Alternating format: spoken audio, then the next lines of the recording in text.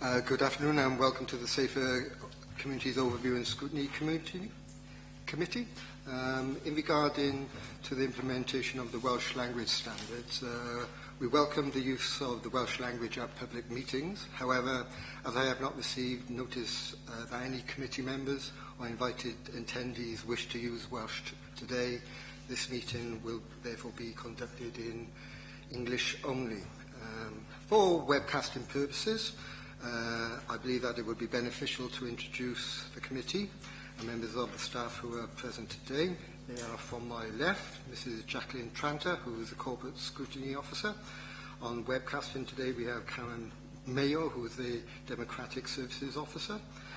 We have Councillor Taylor, Waite, Moby and Parish. And we have got Tim James, who's the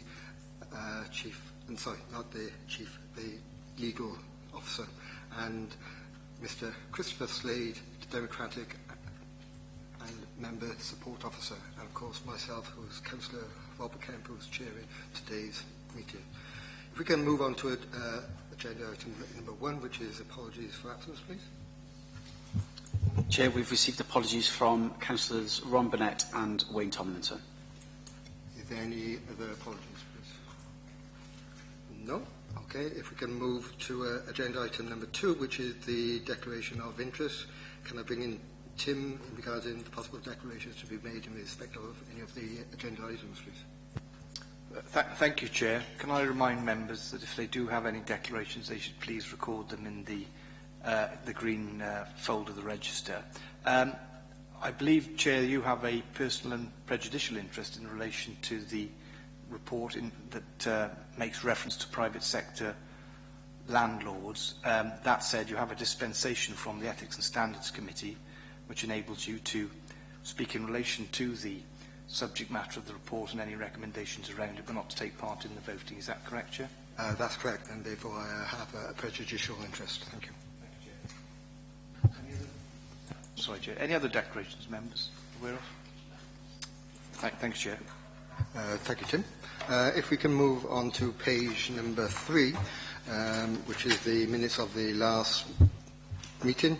Members are reminded that the minutes relate to the previous items, which were the update, report, progress and impact of accepted recommendations, and update, report, progress against adopted action plans. If the committee can go through the minutes of the last meeting for both accuracy and to confirm that they are indeed correct. Pages 3, 4, 5, 6,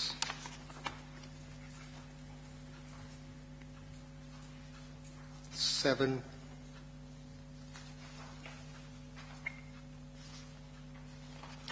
8,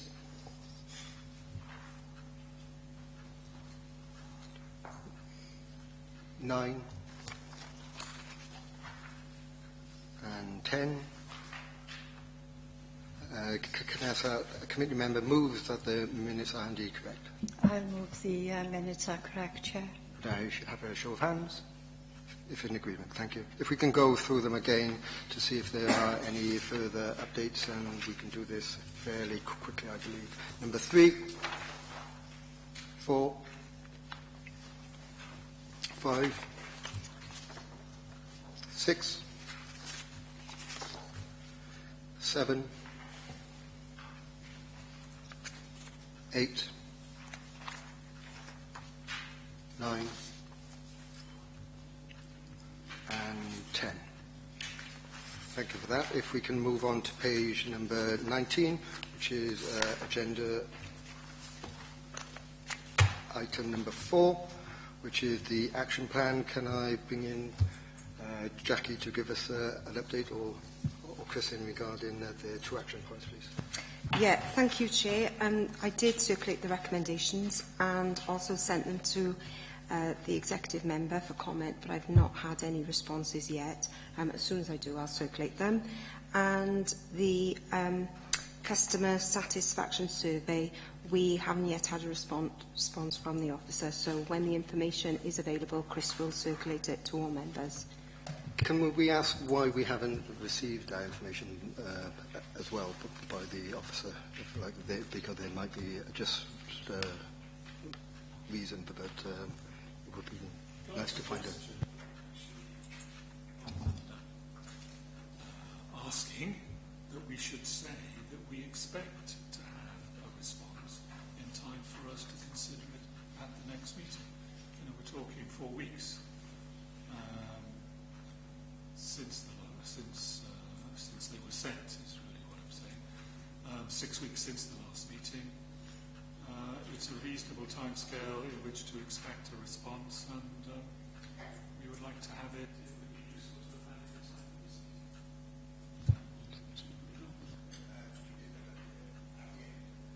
If the committee is in agreement with that, I think that's we'll take on board and we'll act on what Councillor Norby has said. That's fine.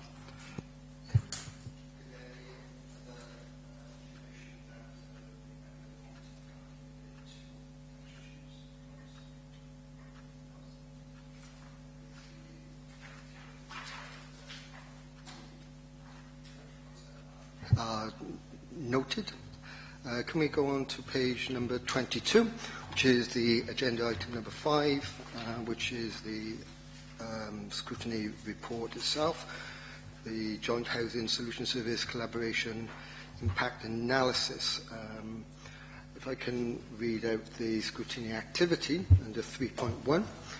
Members are invited to consider the information contained in this report and, based on their knowledge and critical questioning, offer a view on whether it is clear how the proposed activities identified for the 2016-17 financial year will contribute to the delivery of the intended outcomes, whether the performance measures and targets associated with the activity will clearly demonstrate their impact for citizens and service users, and whether the collaboration activity is delivering the intended benefits and outcomes. At this point, can I bring in Jackie for further information? Yeah, just to outline the key question that you're considering today, which is, has sufficient progress been made in developing the joint service, performance measures and targets associated with the activities, and do they clearly demonstrate the impact for service users and measure the effectiveness of the collaborations, and what lessons have been learned which can be considered to develop and improve the service going forward? Thank you for that, Jackie. In preparation for today's meeting, a research meeting was convened where a small number of elected members went out to see both managers of Torfaen County Council and Monmouthshire County Council managers, and that was on the 5th of April, and to specifically to discuss the collaboration of the Joint Housing Solution Service. Notes were taken and have been distributed to the attendees, and all I would like to ask at this particular stage is, would any of the attendees like to make any comments in relationship to the meeting that was held? Councillor Pash? Apart from that, it was very beneficial, I think. Those of us who attended, we learnt a lot. And the enthusiasm of both the managers, I think, proved that, how can I say, they really are into it, you know, and taking a great interest in their work. I think we met for just over an hour, and it was a full hour where the committee representatives had an input in regarding to discover how the service will actually run at grassroots level, and to discuss, if you like, the managerial side of the scheme as well, or the project. And yes, it was extremely beneficial, I think, for all. Is there any other? Yes, Councillor Taylor.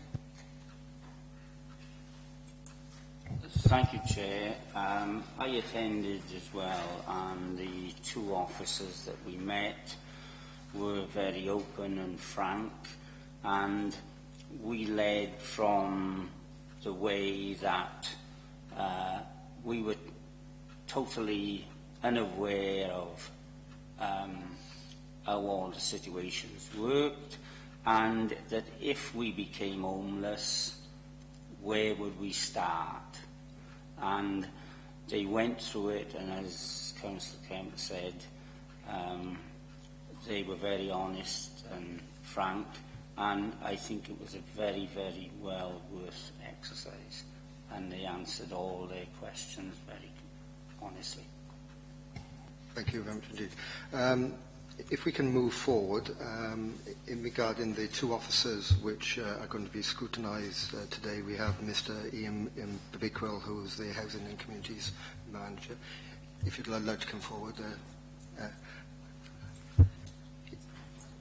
Ian, and we have a total of 8 questions to ask, if that's okay with yourselves.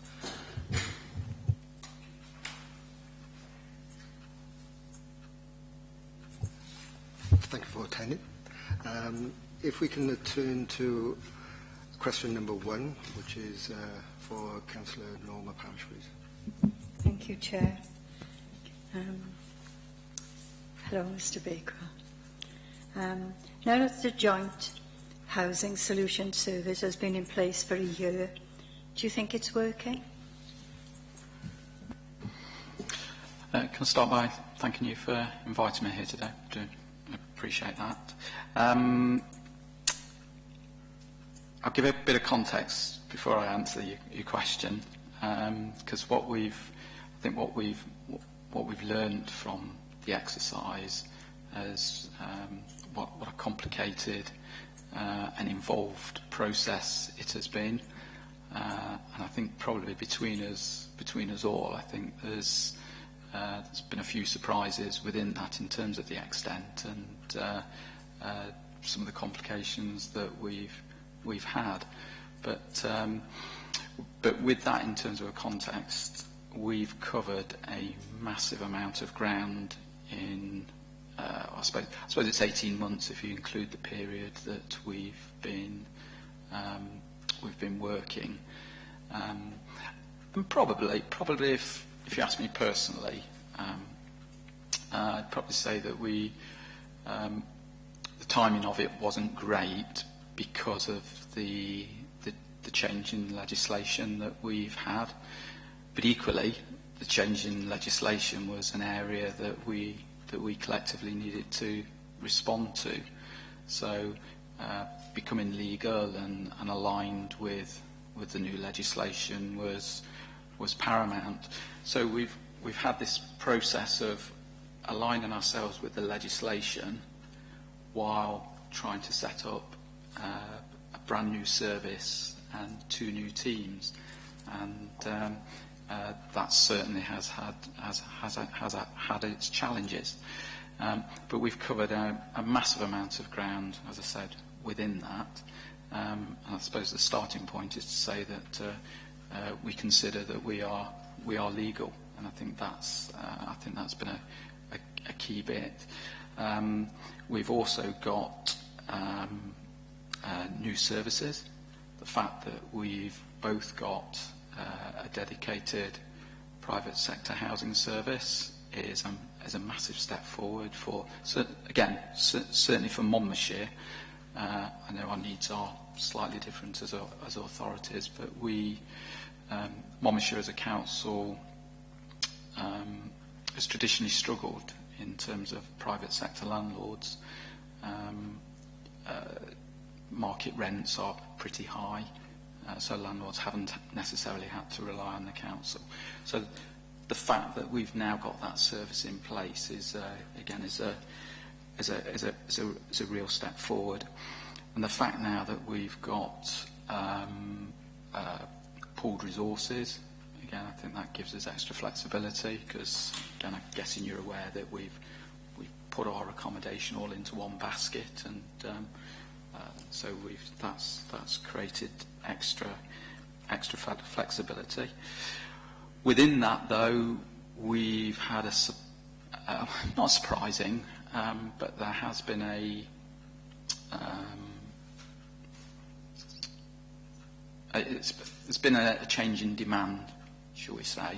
The nature of the demand has changed because we have to keep cases open, and that's created a new dynamic.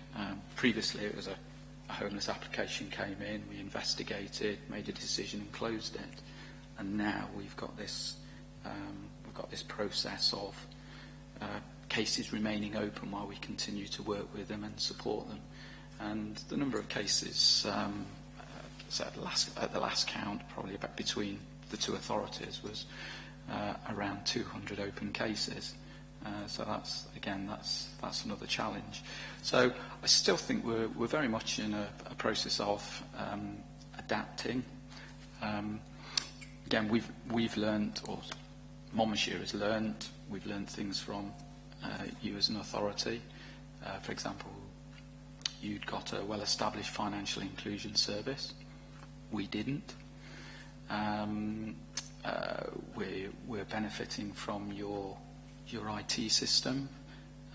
Still work to do, I'll add, but our IT system wasn't particularly it wasn't fit for purpose, really. So certainly moving to yours has been, that's certainly when we get there that we'll be achieving. And really, I suppose the $1 million question: are we making a difference? Well, certainly the statistics that are included in the in your agenda, I'm really pleased with. I think there's some positive messages within there. I think I'm keen to better understand that. What does that what does that mean beneath the surface? So all in all, I think it's been hard work. Make no mistake about that. And within that, some of the staff have found some of it quite challenging. But I think we're going in the right direction. But there's still quite a lot of work ahead of us. Any supplementary questions in regard to that? If we can move on to question 2, and that's from myself, and it's to do with the collaboration. In addition to Monmouthshire County Council, has there been any other local authorities which were considered to come in with the joint housing solutions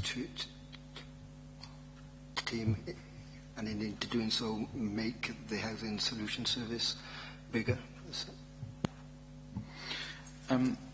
No, there weren't any other authorities considered per se. This was very much a Monmouthshire and Torvine collaboration, albeit we are in very close contact with our opposite numbers at Newport, Caerphilly and Blaenau Gwent.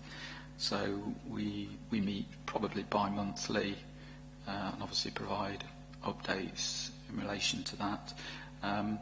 We have involved Blaenau Gwent with our out-of-hours service, which actually started this week. So there's a little bit of Blaenau Gwent dipping their toe in the water, which hopefully they'll see benefits from that, and equally I think ourselves will make a financial benefit from it as well. Do you think that the service could improve even more if a third or even a fourth authority came on board, or even Pan Gwent? Personally, I would say if another authority came in at this stage, I don't think we're ready for another authority. Certainly under the structure that we've got at the moment, I believe there's there's a lot of work still to do. I mean, one of the areas was aligning procedures, and the two managers that you spoke to last week have done a massive amount to bring our procedures together. But there are still a lot of procedures still to go. And I personally think if another party came in, it would just create another dynamic that would further complicate that. But obviously, in terms of going forward, in theory, there's a broad model that potentially could be built on. I mean, the obvious duplication with this was, and as I've touched on, was the IT, so across Gwent, obviously there's 5 different IT systems which potentially could come together. As we're on, Councillor Taylor. Mr Blackwell, on collaboration, I don't know, we've heard from your managers, but at ground level, how do your staff feel about collaboration? Because I don't know how many staff you have under Monmouthshire and how many we have under Torfaen, but, people look at this sort of collaboration, jobs are going, and, have you lost jobs, and how do your staff feel about this? They've certainly found it a challenge, and are continuing to find it a challenge. And I say there's from the different processes and the increasing workloads and the nature of the workloads. I think one thing that I won't attempt to talk for Torfaen staff, but certainly for Monmouthshire staff, they've found and it's nothing to do with the collaboration, but there's a number of bureaucracies that we've had to introduce because of the change in legislation. Again, I don't know whether you picked up, but there's we have to provide personal housing plans. We have to provide written notification when the type of application changes under the legislation. And these are processes that the team have found a little bit unproductive. So to be legal and to avoid challenge, obviously that's something that we can't ignore. But there's work going on at an All Wales level to try and simplify that. But the staff have found that very. They feel as if it's taken them away from dealing with the individuals. And the other bit that they've found difficult has been this change in the actual caseload. So, I talked to one of my staff about a week ago, and he had over 60 open cases. And when you're dealing with 60 open cases, and there's the expectation that they're in regular contact with those 60, and plus trying to undertake prevention activity, they have found it. They are finding it difficult. So I think there's very much an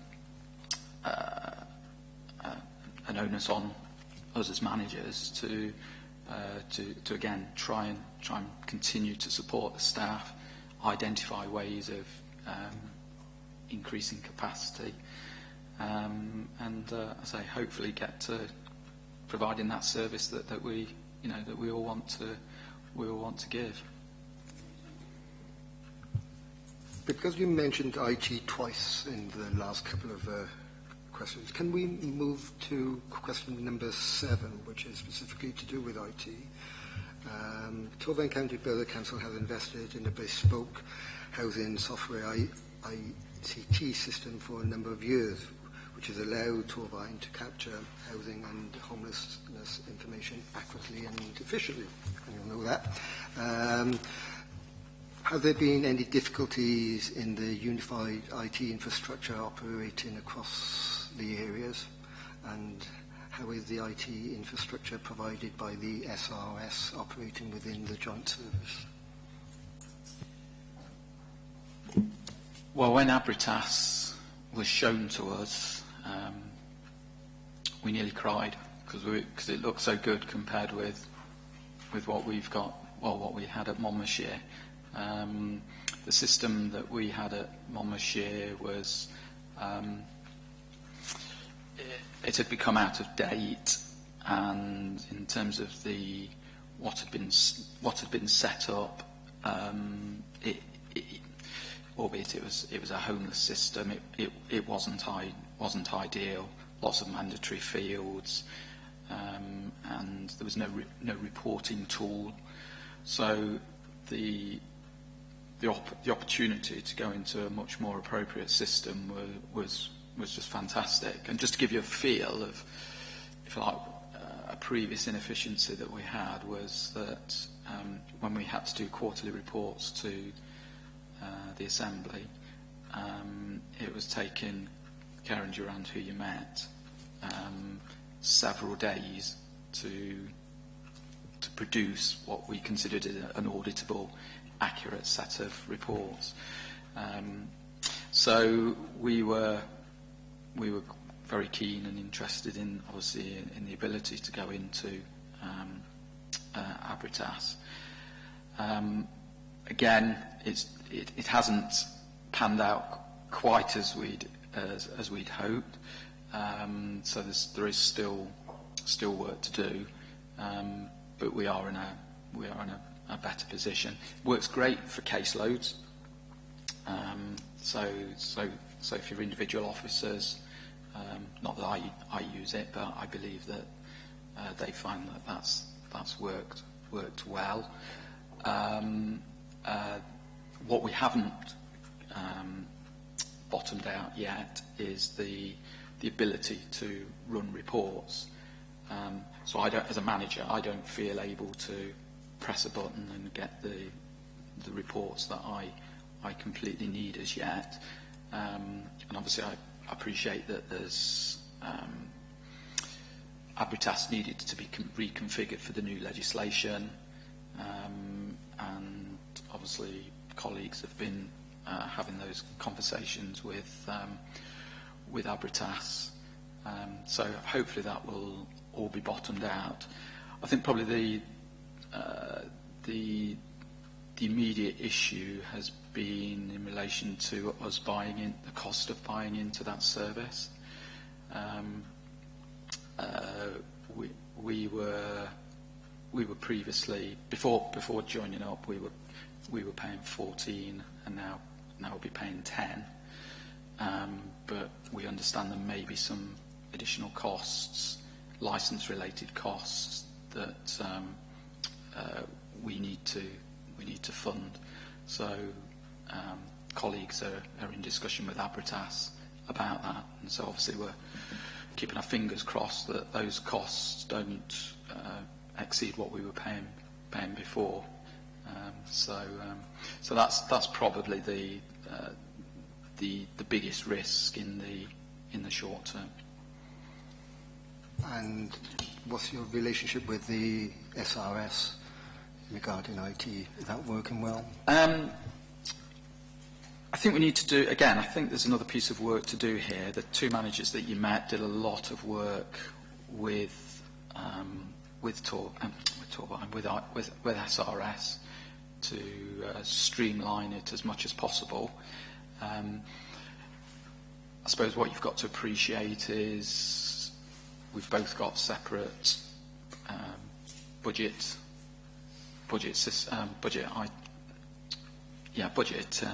tools. We've got separate email systems, and there's one or two other little bits and bobs that are like HR, so for leave and sickness. So they're areas that are not streamlined. I think we've agreed that we've got an action plan for the year, and part of that is to ask our SRS again to come in and do a health check for us and see what else that we can, streamline. But quite a bit was done, say, in terms of, they've got joint emails and shared phones and whatever, but there's still more to do. Any other questions in regarding IT? If we can go back to question 3, Councillor Waite, if you could ask that would be fine.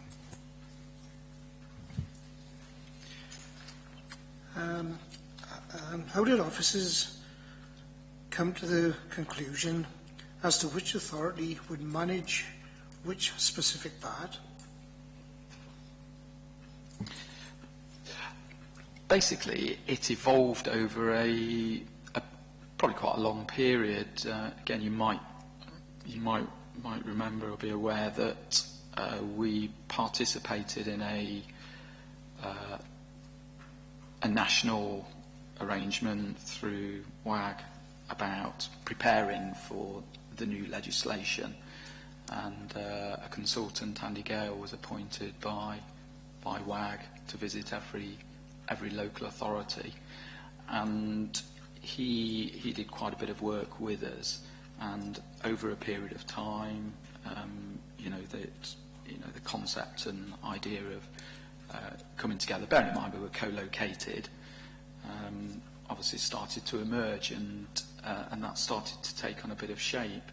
And then after that, we asked Andy Gale to come in specifically to somebody independent to support us, and basically recommended a structure and approach which we essentially adopted, and that's what it came down to, really, the two suggested teams, the Housing Solutions function and the Private Sector Housing Service.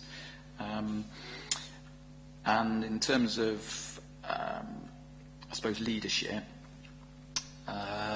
which again came down to the two managers that you met, they had the option of deciding which area they wished to concentrate on, and obviously Cheryl Thomas from Torvine opted for the Housing Solutions, and our Karen Durant opted for the Private Sector Housing Service. Is that because one authority was stronger in one part than the other, or is I'm going to say a flip of a coin, but to make it... No, the two ladies did it between them, and that's how it panned out. As the two authorities are coming together, how did you deal with the duplication? Well, the duplication leapt off the page straight away, or a lot of it did. Again, as you probably appreciate, some of the duplication was self-evident. And again, talking about the IT, that was an obvious one, and it's quite the homeless process and preventing homelessness is quite procedural, particularly for routine cases. So you quickly became aware that there were two ways of dealing with things. So they did quickly come off the page, and there's been a bit of a systematic approach to tackling those procedures.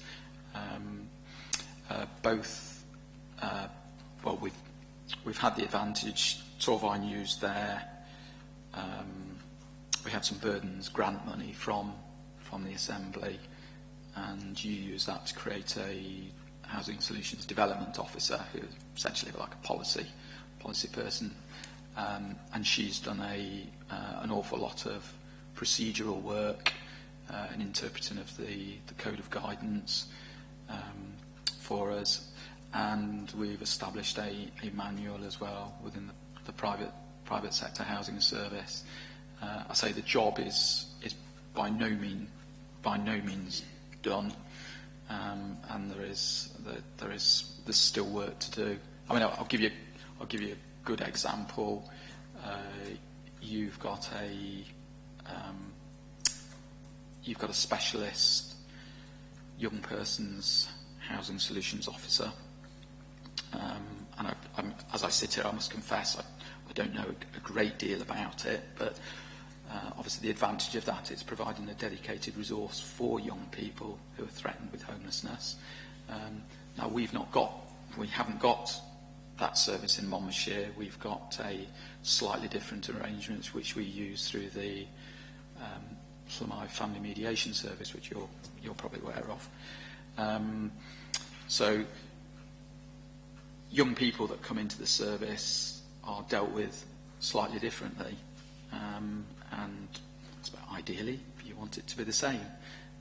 So I think there's a bit of work, certainly for Monmouthshire, in terms of just understanding the potential benefits of a young person's housing officer. And obviously, if we can conclude that that's the way to go, and we'll try and look for funding. Could I just ask a question again? Probably a bit embarrassing, but how do we manage with any sort of confidentiality? How is that dealt with? Is there any information given to, that will breach that confidentiality? No, I mean in terms of we are one service, so the staff are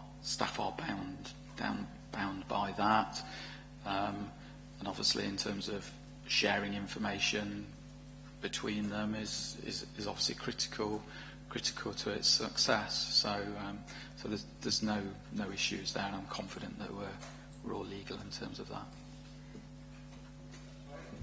Question 4, please. With governance and constitutional differences between the two authorities, obviously you needed to try and bring those together as far as you could. But were there any outstanding difficulties in relating to different ways in which we did things?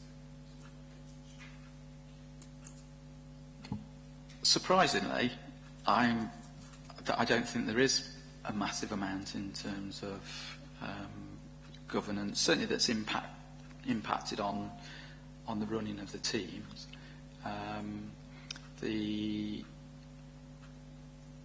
I've had to, in Monmouthshire, I've had to go to the equivalent to this committee in Monmouthshire quite a number of times, and I've actually got to go again in June to provide feedback on the progress that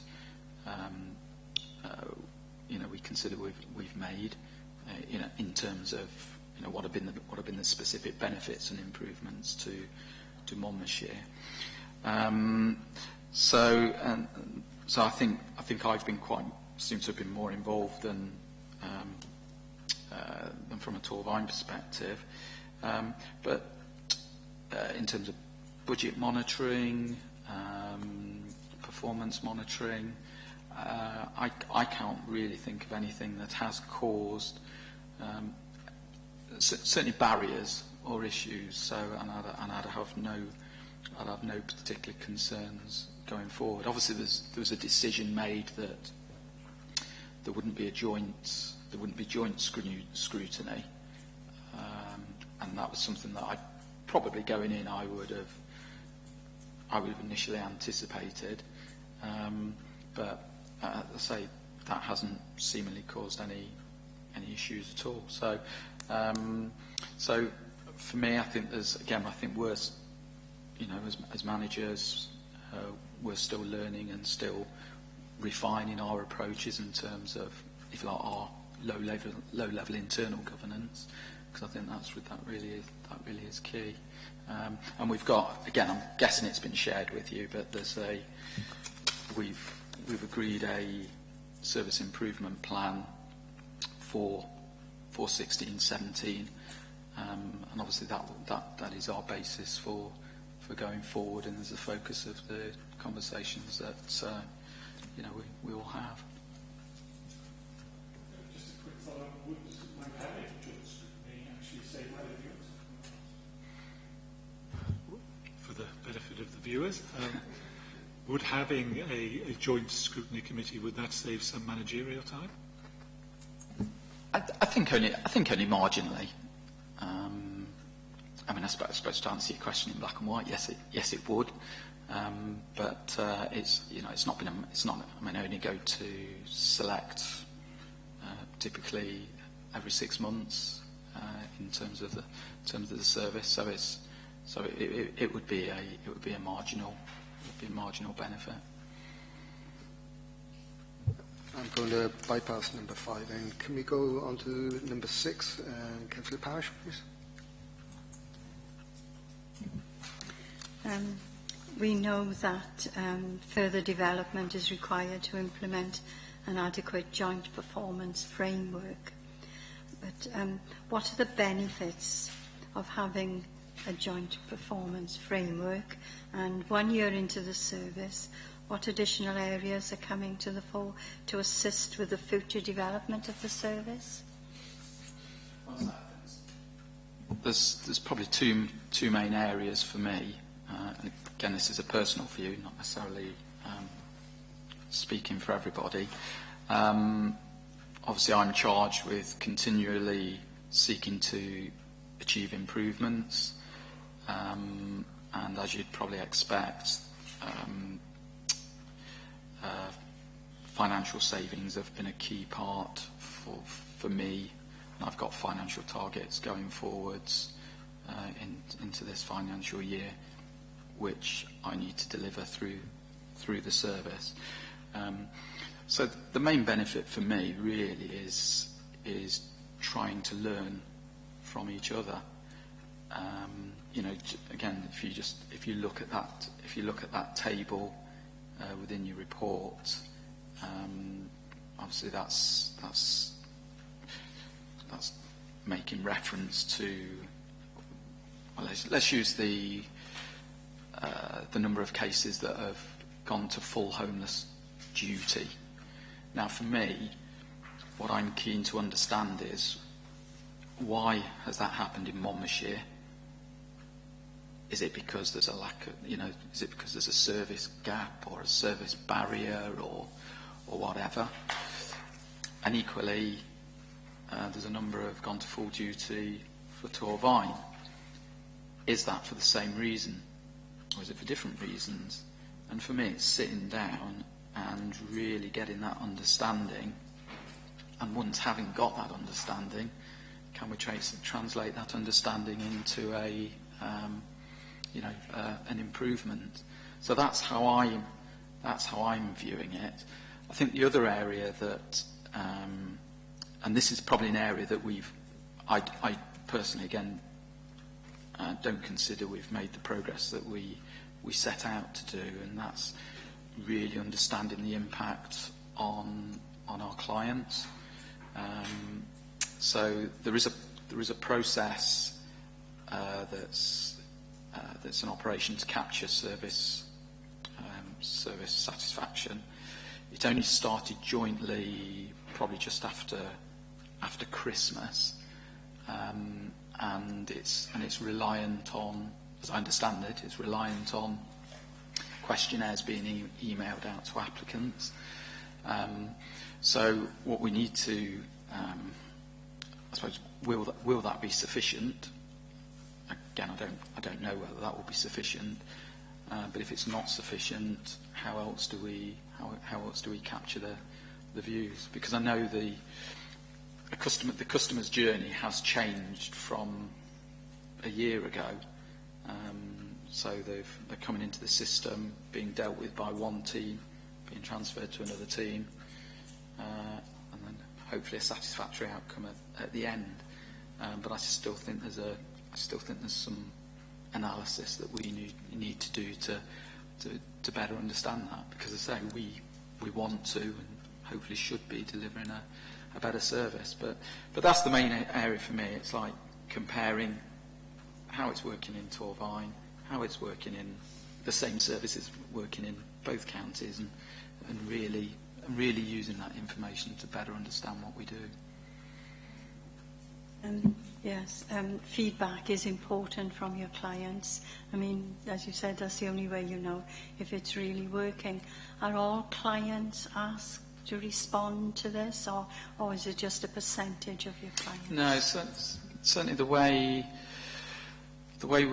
Monmouthshire did it last year, as in 14-15, we just did a one-off survey over 3 months, whereas I know that Torvine it's an ongoing process where it was emailed out to every applicant, I believe.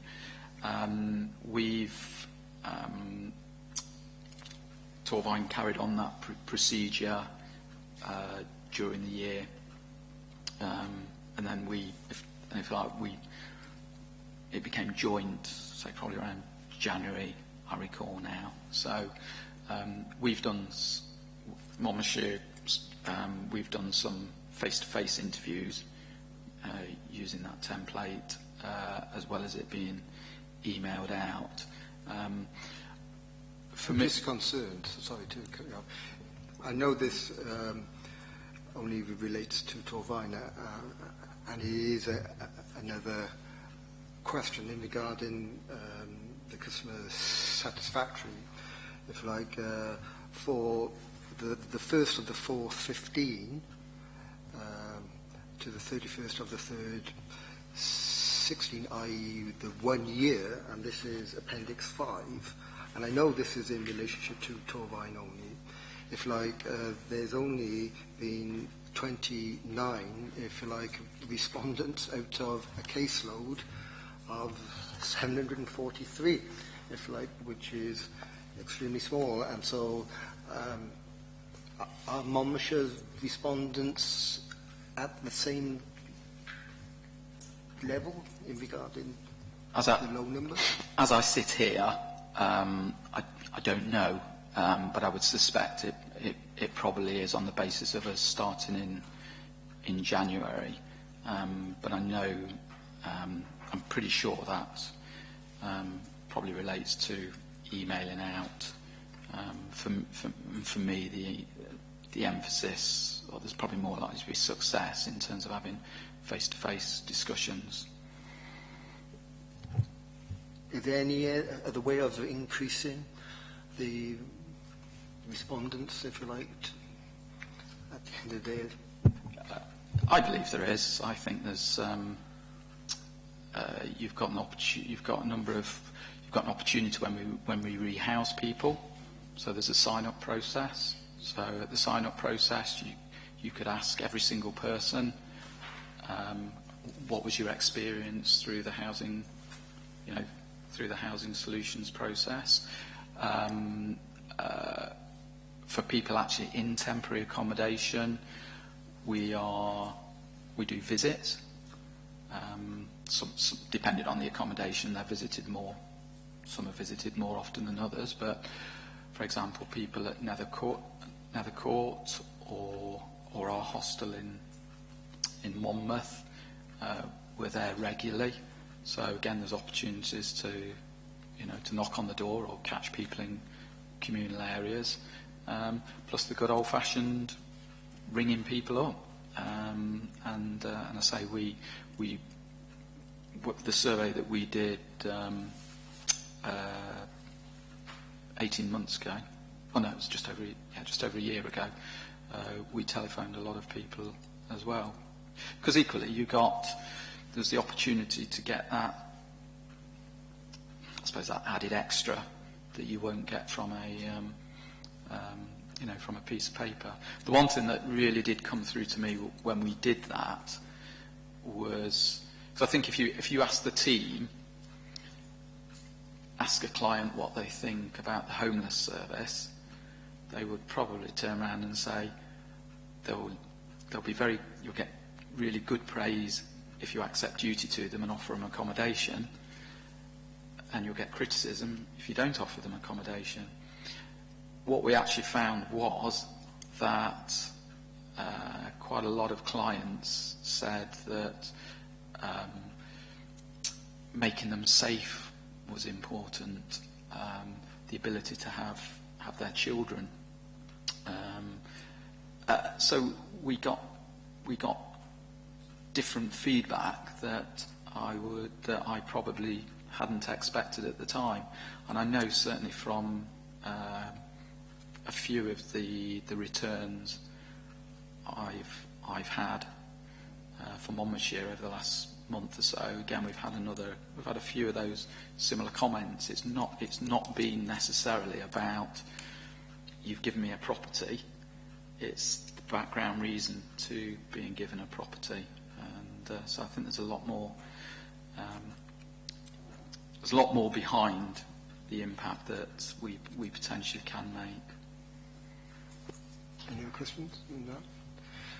If we can go on to question 8, and this is specifically to do with the KPI, the key performance indicators. In the report, I know it's a Torvine report, but it highlights a certain number of KPIs, but not all. So, but basically, I'd like to know how many actual indicators are there in total?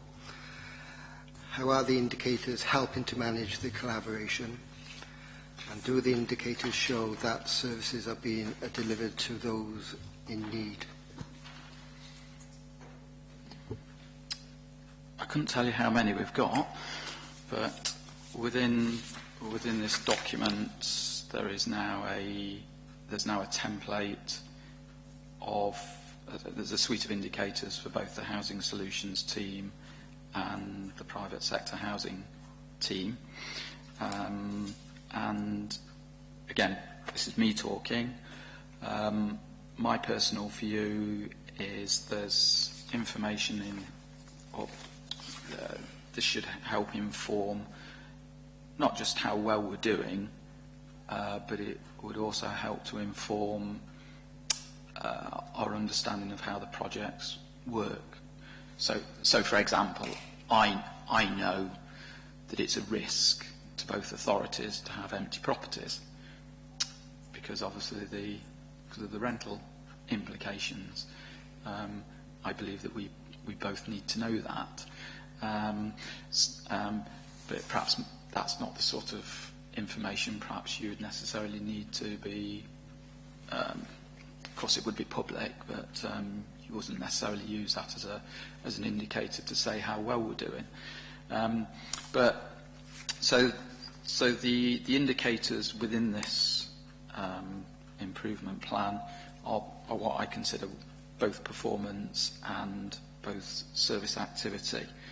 And I guess this will refine this over time, because no doubt there'll be things that will crop up as we're going along, and we can add and take things away. Again, I think the difficulty that we've had has been obviously the reliance on Abritas to support this process. So I do feel that we need there's a bit of, certainly for Monmouthshire, I certainly feel there's a bit of catch up that we need to do to get to a stage where we've got a comprehensive suite of indicators, and I can report on just about any aspect of the service. So and I think that goes back to your point about governance. When we meet, because we do meet fortnightly, I believe as managers that we should be poring over these information on a regular basis to say, what's good, what's bad, understanding trends, etc., etc., etc. So, but it's certainly an area that I feel is an area we do need to invest more in. Councillor Taylor? Ian, I was very surprised then when you said that you didn't know how many indicators there were. Who would know how many indicators there were? Well, I can add them up. They're in this document, and I say there's.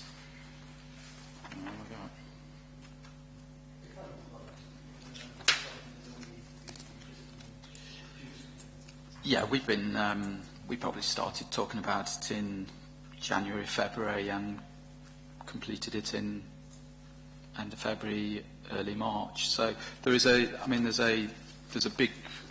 quite a number of indicators within here.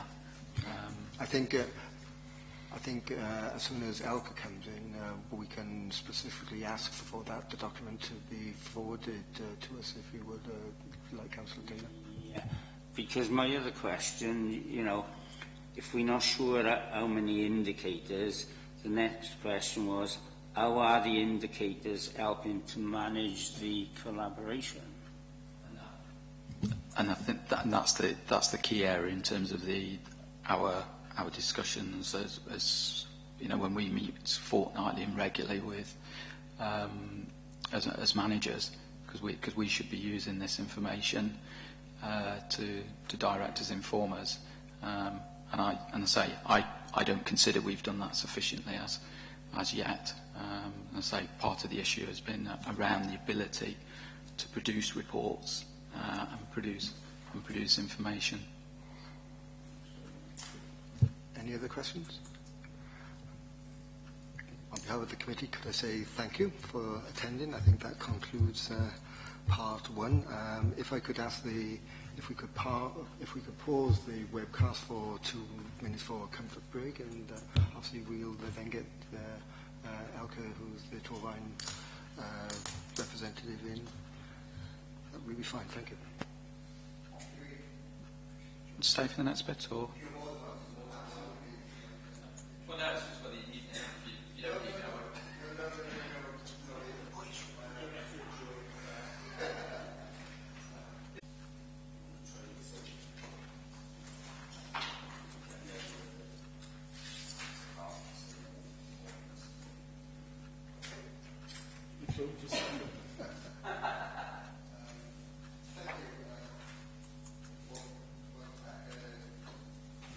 Can I welcome ELCA Winton, who's the group manager of Housing Torvine Kent Borough Council. Can we assume that the committee members have been given the opportunity to read your report? Is there any additional or updates, information that you need to bring to our attention since the report has been submitted, ELCA? Thank you, Chair. Yes, there probably are some updates since the report was actually written. The report was actually written prior to the end of the financial year, obviously, to allow it to come to scrutiny committee through and give appropriate time. Some updates, I think it's point 7.2, there's reference in the report to Welsh Government national grant funding. National grant funding was allocated to all local authorities in Wales to assist with the increased responsibilities as a result of the Housing Wales Act 2014, which actually took effect on the 27th of April 2015. On an allocation basis, therefore, Torvine and Monmouthshire received funding in 2015-16. Since the writing of this report, we've now received a notification from Welsh Government that we've also received funding for the financial year 16-17. It is at a reduction, but that was an indication from Welsh Government anyway. So the funding for Torvine in this financial year now is £91,800. For Monmouthshire Council, it's £60,300. So that's going to assist us ongoing for this financial year in terms of meeting the increased responsibilities as a result of the Act around homelessness and housing allocation. Another point I was going to clarify a little bit further on is in relation to how that funding was used running up until the end of 2015-16. There's a mention in the report that it was used to undertake much needed property improvements to temporary accommodation. I can sort of expand on that a little bit more if you like, because obviously the financial year is now finished.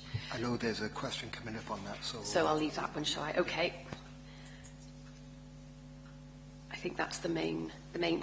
Probably the other update the report also mentions about the joint out of hours service. Obviously since Torfaen and Monmouthshire have been working in collaboration. We've got a joint out-of-hours homelessness service. The report does allude to the potential to work with other authorities on that basis, and it mentions Blaen y Gwent in particular. What I can say is, as of, I think it was Monday this week, Blaen y Gwent have now joined the two councils' joint out-of-hours homelessness service. So there's some small efficiency savings there, and it obviously it pools skills and knowledge to respond to people if they approach all of the three councils out of hours around homelessness. Thank you for that.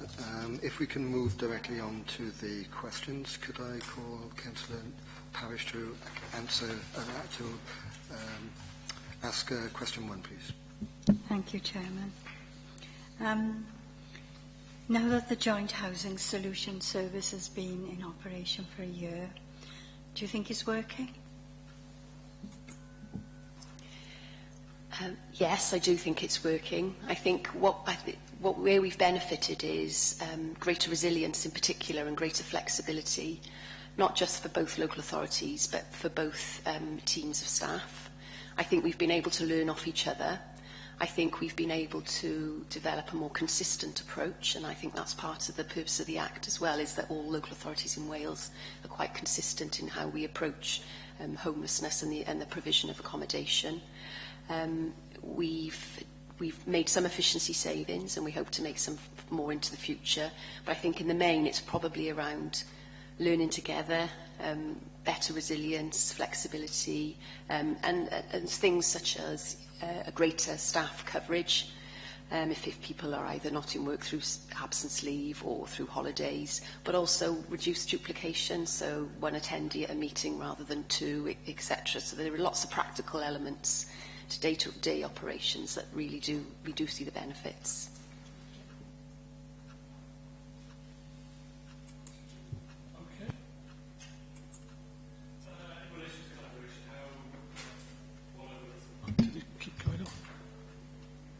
What other authorities did you consider might also get involved in a collaboration with this council? And do you think the idea of having a larger housing solution service is a good idea? And so far, anyway, is collaboration with Monmouthshire working in your view? I think to date we've probably optimised the result that we're both already co-located in the same premises. So I think really the considerations that have been more around Monmouthshire and Torfaen working together on the Housing Solutions Service.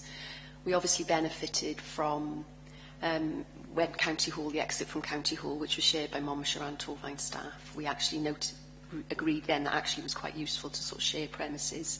So I think that's been the sort of the bedrock, if you like, of being able to work together with a different local authority.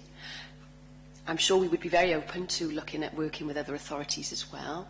I think in particular it started with the joining of the out-of-hours service, which we actually joined prior to working together as a Housing Solutions fuller service. And obviously Blaen y Gwent have, as I recently said, have taken part in that. Further down the line, we haven't given much consideration around working specifically with other local authorities. We're obviously mindful of local government reorganisation, so I'd like to think that for Torfaen and Monmouthshire we're on a good sort of footing there, if you like. But at this moment in time, no, we haven't pursued any sort of in-depth or any conversations with other local authorities. Question 3. Barry? Oh, sorry. In 2014, the Cabinet approved the development of Joint Housing Solution Service as a pilot business. When does the pilot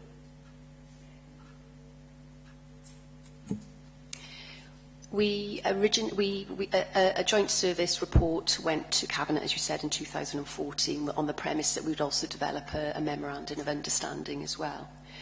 It's taken some time to develop the service. Obviously, we've had to go consult in depth with staff within the service, other partners, and it does mention that in the report. We've obviously worked closely with trade union representatives and HR representatives across both councils. So the service actually went live, in effect, from the 2nd of April 2015, just before the Act actually went live. There was quite a lot, although the bill came out earlier and the Act was actually passed in 2014, we still weren't clear on the implications of the Act until Welsh Government sort of issued the codes of guidance in terms of how we would work on a legal footing. So the pilot started, if you like, on the 2nd of April 2015. This is a part of reviewing that pilot arrangement. And what we're finding is, as two local authorities, that it does appear to be working. So we're looking to continue with the pilot for the foreseeable future. So if there is an end date, I think we would have to review to see whether it's not working, and then we would obviously look to unpicking a joint service. But I don't think that's the direction of travel we're going in at the moment. And I think the report will sort of give sort of evidence to support that actually the joint service is working as we see it. I will mention as well a similar, my colleague in Monmouthshire, I don't know whether Ian mentioned, he's also reporting to his select committee in a month or so, in June, I believe. So when is it going to be reviewed? We are reviewing, we've been reviewing the service as we speak. So I think with the performance framework that we'll be using to move into 16-17, we'll be able to look back on progress so far to date, and we'll be able to make a comparison for the second year of running the joint service. So it'll be reviewed again in a year's time? I think the crux of the report is that we've got to closely monitor the joint service. If we see that it isn't working, I think that will be we would need to start to consider whether it needs to be unpicked again. But as it currently stands, the pilot is still running. And will that decision be made in regarding to go forward by the Cabinet or by managers? We can take a report back to Cabinet as required, as per the scheme of delegation. You did say that you have had one review. Has there been a report from that review that members can see, or is it just an internal review that you were doing yourself? This report here is evidence of the review. It's an ongoing review that we're working on. I think probably the biggest point for us is it does mention in the report what we can't do is compare 2015-16 performance or the service with prior to the Act. It's almost like a blank sheet of paper. So we've undertaken a review, and we are continuing to review, but we need to compare this financial year with last financial year to have a real clear understanding of how the service is performing following the new Act. Right, so you have done one review then? Yes. So is there a report from that review? We can use this report as evidence of the review. Sorry, Erica, the question I asked you, have you done a review? You said yes. So now you are saying this is part of the review. If you have done a review, there should be a report. So is there a report from your first review? We haven't got a formal report that we've reported anywhere as yet, but we can develop a formal report as required. Will that report go to the executive member?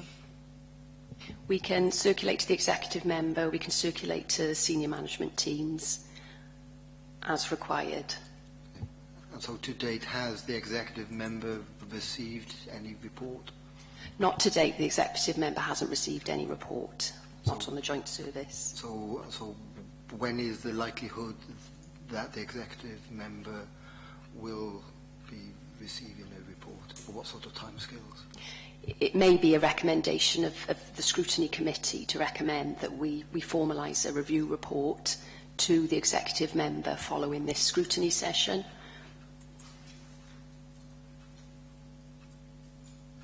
Councillor Wade, could you ask question 4, please?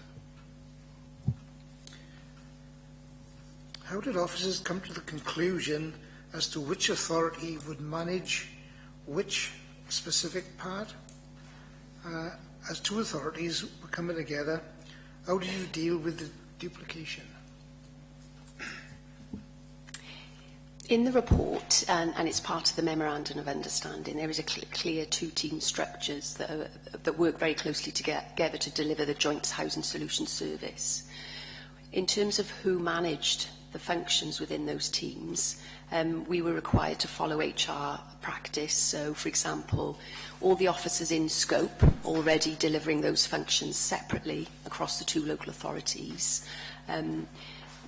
Some of them would have been slotted into a same post but in a joint team. But in terms of the management, the two managers, we ring-fenced the two management posts, and they were offered to express interest in either of the posts. They both expressed interest in two separate posts, so they became, as a result, the team managers. In relation to the management further, more senior to that, the two teams report to both local authorities, so they report to, the managers report to myself and my colleague Ian, who attended scrutiny earlier. So we do have a joint management arrangement. A lot of this is captured in the Memorandum of Understanding, which is essential for us to understand sort of clarity on roles and functions. And, you know, that we use that, which has been formally signed off by both local authorities. I'm not sure if I fully answered the second part of that. Sorry, Councillor. As the two authorities were coming together, how did you deal with communication? We've done a lot of work around policies and procedures and processes. What we were clear about is we've got some very similar processes that we could combine into one, with either one officer, one team undertaking that function. There are areas where we've got separate processes and functions, and those still exist. But we're absolutely clear that where we've got commonality, that we avoid duplication, and I think that's where some of the efficiency has come in terms of workloads. Councillor Taylor. Eric, on this, Elka, sorry, on this, the two authorities that coming together, right, you're at this scrutiny. Have you attended Monmouth's at all? Is there any sharing? I've not attended Monmouth's scrutiny. There is a select committee in June, and I'm not sure I'm not sure how they operate their democratic processes there, and whether there's an offer or an invitation to a Torfaen colleague. I can say I have attended a performance clinic that Monmouthshire has run around their homelessness functions. That was some time ago, since we'd worked together, which is slightly different. And it was with senior officers of the council as opposed to elected members or councillors. So, but it could, to date, no. Councillor Moby, could you do question 5, because you previously answered. I think probably you were touching on it in the previous question, but you know, there's obviously different constitutions and governance arrangements in the both authorities. Have you looked at those, and have the differences posed any difficulties at this end, at least? I can't think of any particular difficulties to date. I think the development of the Memorandum of Understanding, which was both signed off by legal representatives of each local authorities, is probably our blueprint in terms of ensuring that governance requirements are met. A bit of a work in progress, actually. It'll be interesting to see in time. It'll be interesting to see any feedback from the Monmouthshire Select Committee, and whether there is any correlation or recommendations from that as well. In terms of any difficulties, we've worked together. For example, when we took a report to Cabinet previously, a similar report took place in Monmouthshire. So we've sort of twin-tracked, if that makes any sense, and worked with the governance arrangements we've got. If we ever come to a point where we would disagree on anything, and then, or we choose to have different agreement on the direction of travel, that will obviously test that situation. So that's not happened as yet. A bit of a follow-up. Ian referred to, you mentioned the word joint scrutiny or joint select in Monmouth's case. Is that something which you think could be developed? Do you think that would be a benefit to to managers at least, in terms of only having one committee to report to? And if it applies to scrutiny, could it also apply to executive?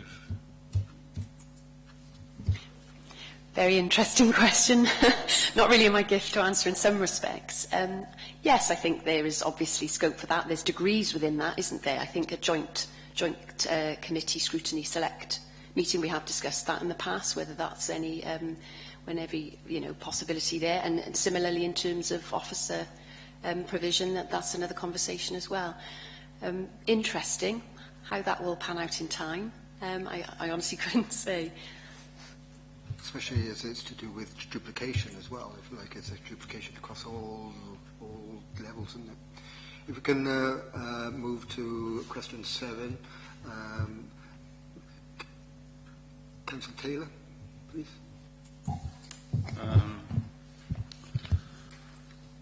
Although further development is required to implement an adequate joint performance framework, what are the benefits of having a joint performance framework? And 1 year into the service, what additional areas are coming to the fore to assist with the future development of the service?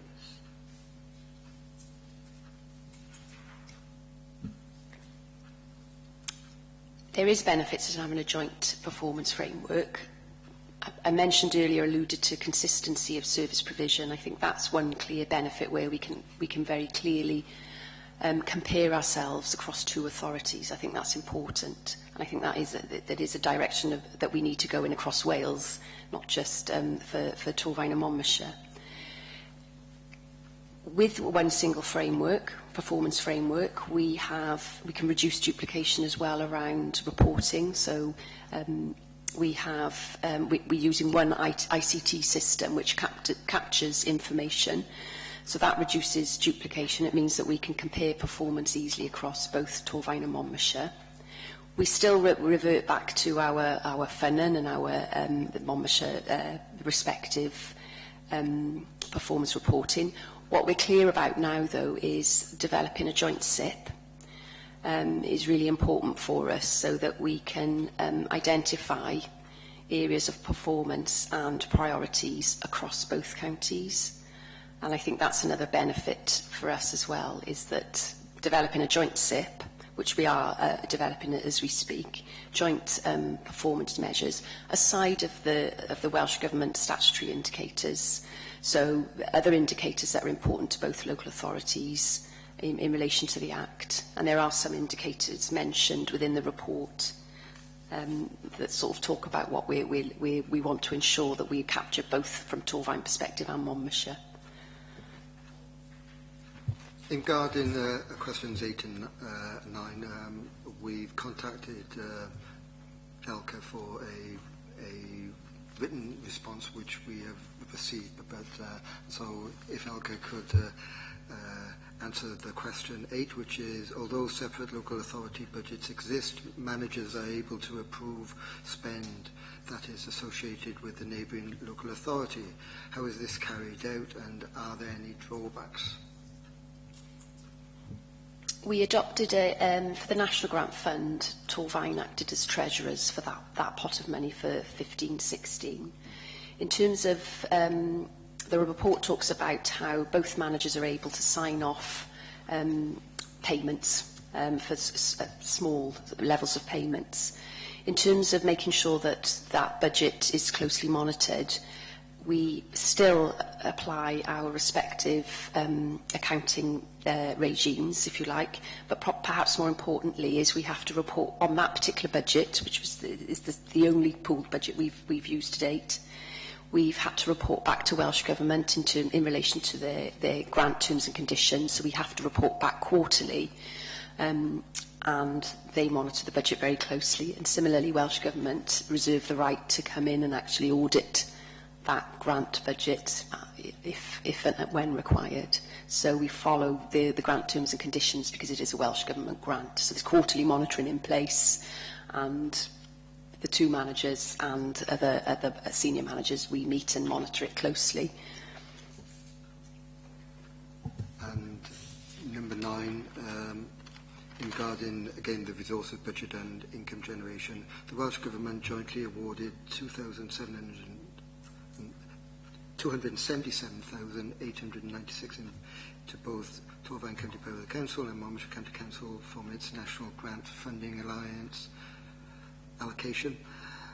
As Torfaen acts as treasurer for both local authorities, what monitoring arrangements are in place to ensure individual authorities' expenditure falls in line with the allocation? And you've already answered number two, which was, has Welsh Government indicated what allocation of national grant will be available for 2016-17? We've had our notice of allocation, so the 91,800 for Torfaen, the 60,300 for Monmouthshire. What I will say is that we've made the decision actually to,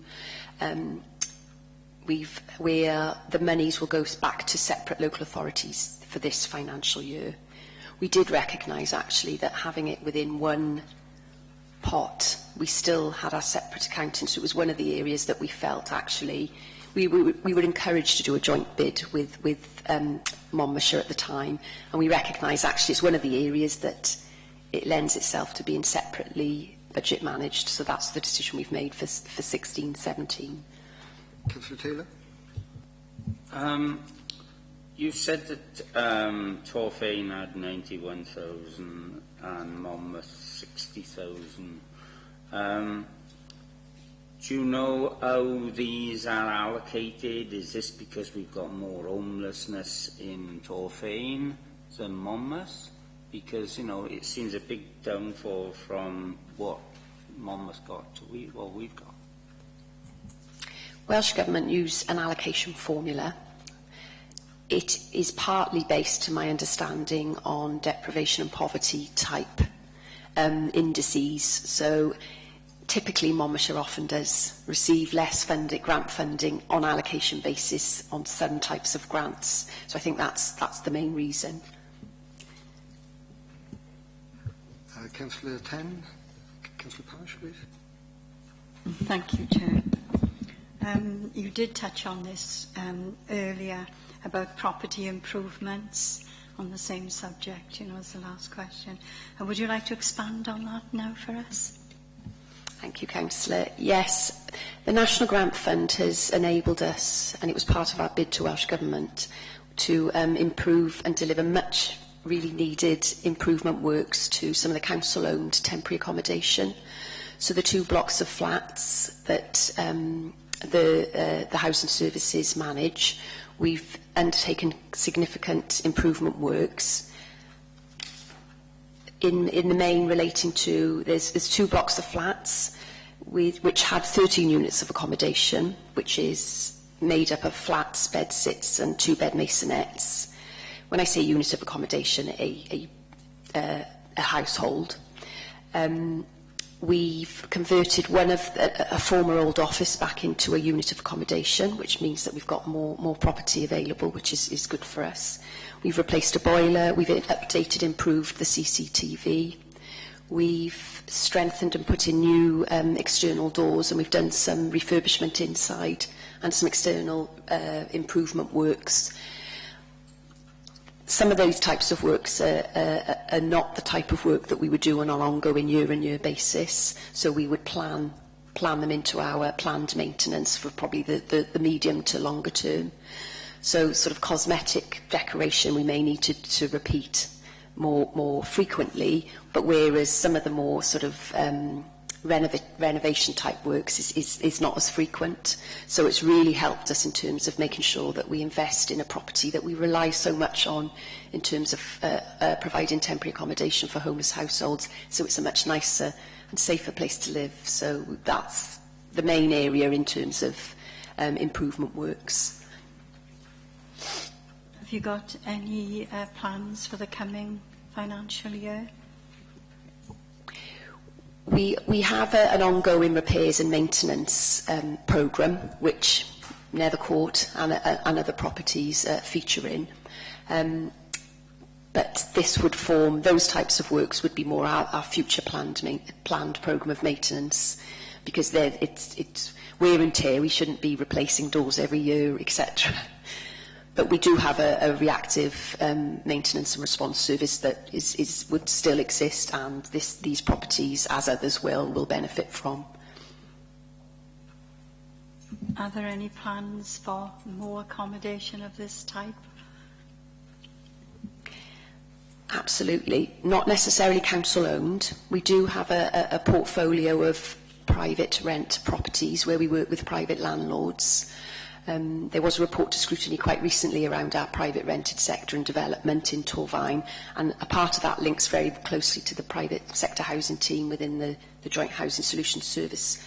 So what we're keen on is ensuring that we bring private rental properties into use, not partly for the use of homeless households, because the Act now enables us to discharge our duty into the private rented sector, whereas formerly it was the social housing sector only. So yes, we do want to expand properties, not necessarily the council owning them, but working with private landlords, absolutely, and to accommodate homeless households, but also to accommodate other people who are in housing need who aren't necessarily coming through homelessness. We can see by the report how important it is, the private sector. We'd be in a very poor position if you didn't have that backup, shall we say, which you didn't have before. It's quite a new thing, isn't it, you know, to have brought this into being. I think the Act has certainly stimulated us to do more. We have had had good engagement with private landlords across Torfaen and Monmouthshire for a number of years, actually partly through a private landlord hub. And we work very closely with private landlords where we're able to offer support and assistance to private landlords as well as tenants. I think the other element is with the landlord registration that's taking place in Wales and letting agents, we also want to be able to, we'll have a better picture and understanding of who our private landlords are, and then we can offer our support and help to them as well, through that route as well. So that only started in November of 2015, and there's a year period of registration. So I think the private sector housing team will play a big role in terms of how we can assist private landlords in using their providing good quality homes for people in Torfaen and Monmouthshire.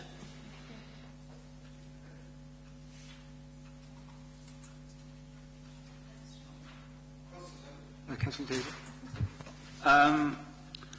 When you talk about private landlords, I know we've got the landlords hub, but how do we monitor these private landlords? Because where we go in life, there are good and bad in everything. There are some really good landlords, but also perhaps there are landlords that don't want to give the best for residents.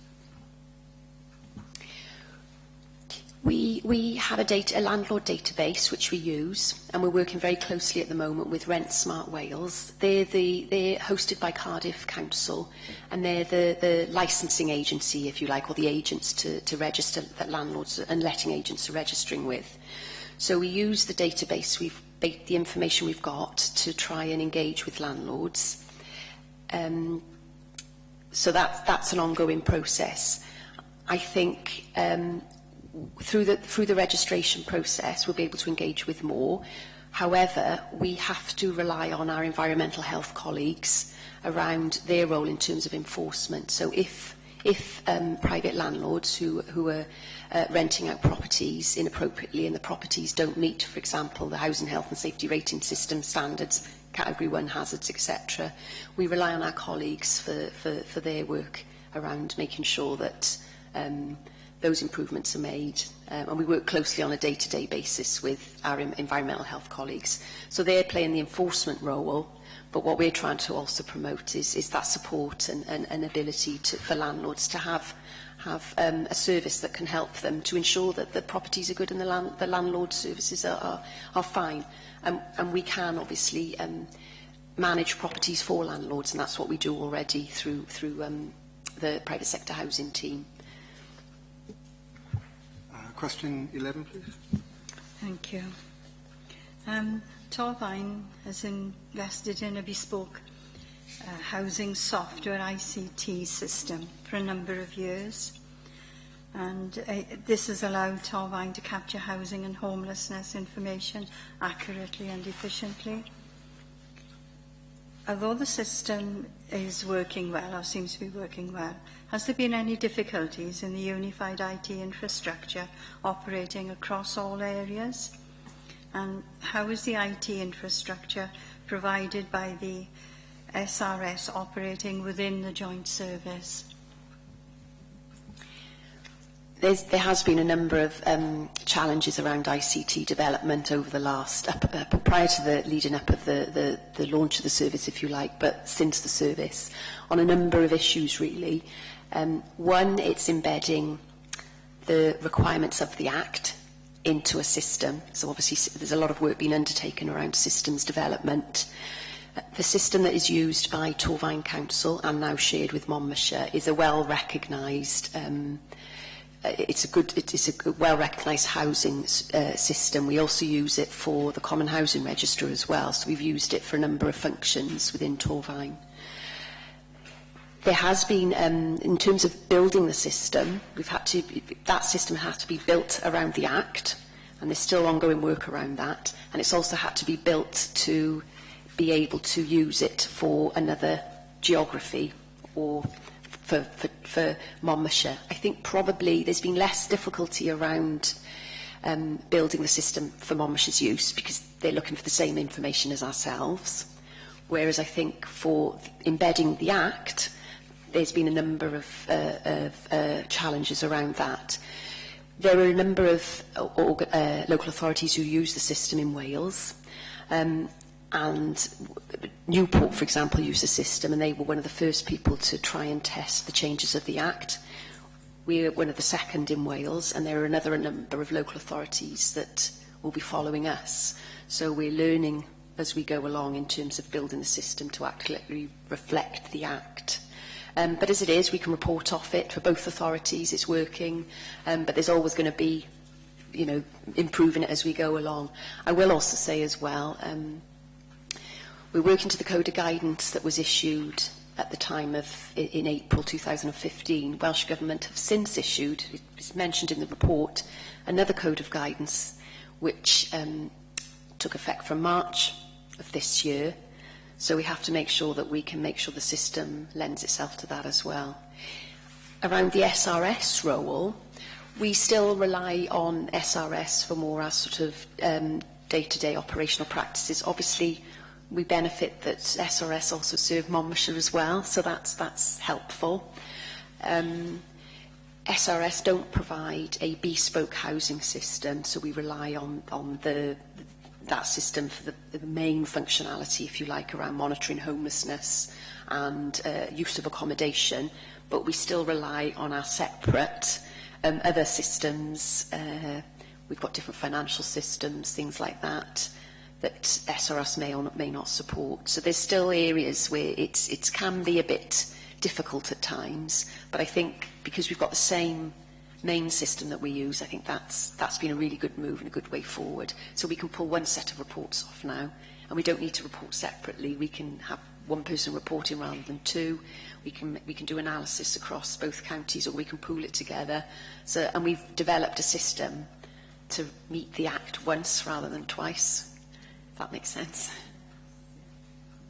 Is there, call it a schedule of works in regarding moving forward with the ICT? Is there a programme to develop it further, such or is it a case of when time allows, if you like?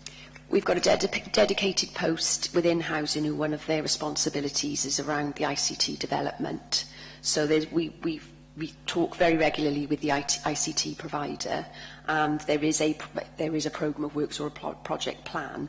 Most of it has already been embedded. What we sometimes do is we create small works orders for smaller minor changes, which we always talk about. Well, what are the timescales there? What we have got built into the ICT development is statutory changes they have to provide. So that served us well in terms of making sure that functionality is changed as per the Act. And in regarding the IT system, as that develops, I would imagine the cost goes up. Has the cost been budgeted for 2016-17 to cope with the development? Yes, we consider costs in terms of ICT development. I think you'll note from the report there was a contribution made by Monmouthshire for last financial year to actually use the system that we've already purchased. In relation to Act changes, we don't pay for that because it's built in as a statutory requirement, so we don't have to factor that into ICT development costs. But we obviously have a licence arrangement with the ICT provider and a support cost arrangement, which is sort of built in. So we factor Monmouthshire into that now as well. Any other questions? Question 12. Still on savings and costs and so on. You mentioned in 7.7 the efficiency savings, and you mentioned, I think, also the possibility of savings from Blaen y Gwent for their partial joining in. Any other savings? Any other costs? Are you going to be able to contribute to the corporate requirements in the next year? Some of those cost savings are obviously actual income generation, such as the ICT contribution from Monmouthshire and the out-of-hours contribution from Blaen y Gwent. We've obviously both got our respective budget pressures and mitigations for the next financial year. And in relation to, for this financial year, and ours do feature around the Housing Solutions Service. We have used the national grant funding to support some posts within the service, and I think that does that maybe on a more one-off basis in terms of the development needed to get the service to meet the requirements of the Act and up and running. Future budget savings and mitigations. It'll be interesting to see. It might be around how we develop the private sector housing team, I think, and how we can assist there, whether that's pressures against our temporary accommodation use and making sure that we don't carry voids, or whether we look to the landlord, how we work with landlords, and whether we can secure any income generation there. But not as yet. We haven't actually put a figure to any of those types of efficiency savings or income generation. Ian referred to a requirement on him to find 50,000 for Monmouthshire, and he referred in his answer to some potential joint arrangements with you in terms of income generation in particular. So is that the same sort of thing you're thinking of? And have you got a figure similar in mind? My understanding is for the Monmouthshire savings figure, that isn't necessary. That may be for the whole of the housing solutions. Sorry, the whole of the housing service, as well as maybe the housing solutions service. I know Monmouthshire have one of their priorities has been around the development of shared housing, and I think that's managed to help in terms of their budgets. For Torfaen, we've got quite a lot of shared housing in terms of we've got a 20-bed young person's homeless hostel. We've got a 4-bed looked after young people leaving care property as well. So we've sort of got some of those types of service provision as well. But yes, we work very closely with Monmouthshire to identify where we can make further efficiency savings or income generation. There is potential to look at, though it may be smaller savings, any of the contracts we work with. For example, any service provision where we contract out and whether we can make efficiency savings there. There's lots to be discussed around that. You didn't actually mention staff, really, in that regard, and that takes me into the next question. it's sort of double-edged, isn't it, having the need to make savings at the same time having to income generate in order to balance the books, and the pressure from the corporate centre in terms of, and that's pressure from government eventually, I suppose, in terms of the austerity measures to reduce public authority spending. So that leads me into, I suppose, can you actually afford, in terms of staff capacity and morale and health, to require them to work more, or have you reached the point where you're down to the least you could manage to provide the service with, without actually affecting the level and the quality of service to those in need of housing and support? I think there's a real worry about that. I think we know as we've got budget savings and pressures to make over this year and the next year. I think there is a worry around staff capacity and increased demand, and I think in particular for the Joint Housing Solutions Service. I think we've been able to put in a number of mitigations, if you like, around risks on service demand and ability to deliver. And I think the National Grant Funding in particular has supported us through that, and it will continue to do so this year. Next year, we anticipate there's a small amount of monies to come as well, again from Welsh Government, but there will be a tail off. So we do look, we've got a good track record, I think, in Torfaen Housing around how we've funded services through other grant funding programmes, etc., and we'll continue to do that. And I think we've also, through the management of properties, and through if we manage more properties, we secure a management fee.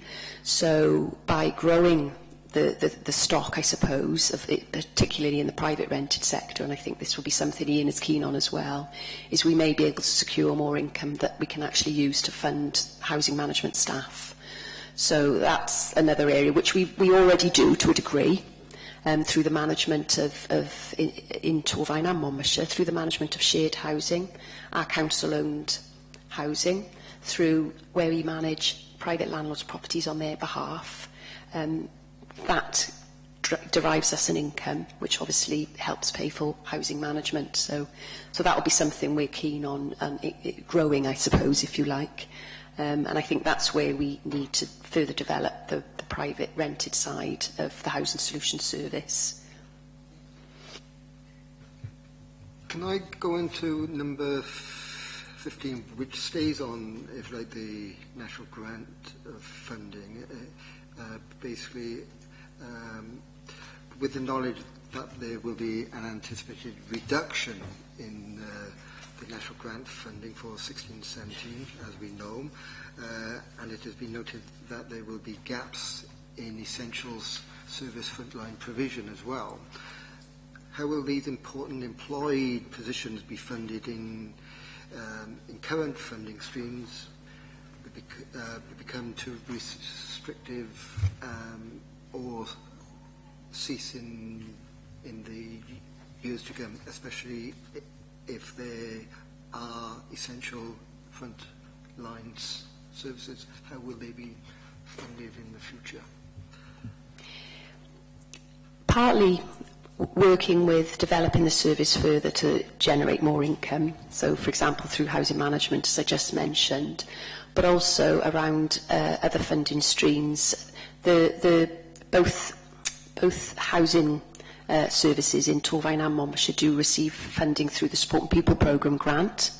That is very key, and is the key for Welsh Government. They're clear that the Support and People Programme grant needs to be clearly linked to homelessness. So I'm hoping that we'll be able to continue to ensure that we use other funding streams to provide homelessness type functions. More income generation around, in particular, the private rented sector, but similarly for Torfaen in particular, for not this year but the year after, we have to look at the structure of housing services to see how we best meet need, and if we have to look at how we structure frontline services as part of that and how we resource them, that is basically part of the decisions to be made. I noticed that in the report, if you like, there's no mention of the supporting people, if you like, and the comedy is quite a bit of money because it's got an awful lot of projects to support. I think there's about 47 projects across Torfaen. What work has been undertaken so far to work alongside the supporting people team, and can it be developed further? A number of homelessness-linked services are funded through the Supporting People programme, and we've got the local planning group. There's also a Gwent Regional Collaborative Committee, which I chair. We work closely with the Supporting People team and programme, and there are services that are funded within Torfaen and Monmouthshire, as are the local authorities in Wales. There's a young person's housing officer, which basically works as a housing officer and a homelessness officer, but specifically with young people linked to the TIPS, Torfaen Young People's Support Service scheme. So that plays a big role in terms of homelessness prevention and is part of a wider, if you like, housing options or housing solutions team. There's a financial inclusion service that is funded through Supporting People programme grant, which undertakes a lot of prevention work when people come through homelessness, where they have difficult, complex financial difficulties, are at risk of losing their home. They provide housing-related support very much around, financial difficulties, and that includes things like mortgage rescue, where people are about to have their homes repossessed and things like that.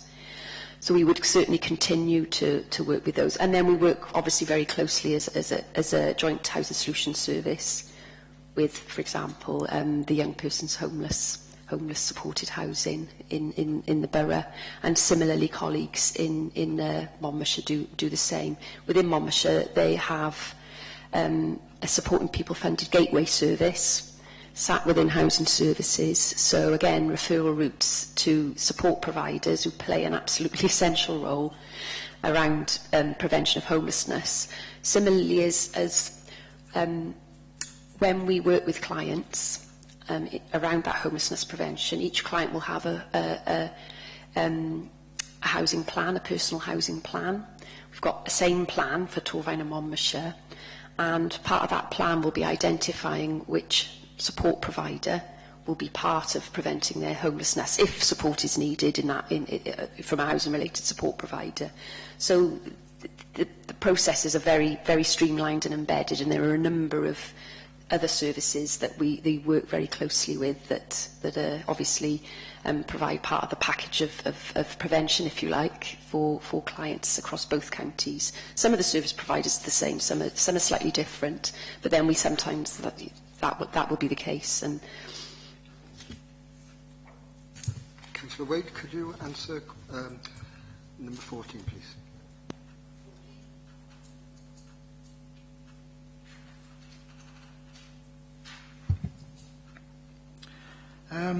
The report indicates that the 3 Gwent local authority employees and added staff a position on the Prism Links housing officers.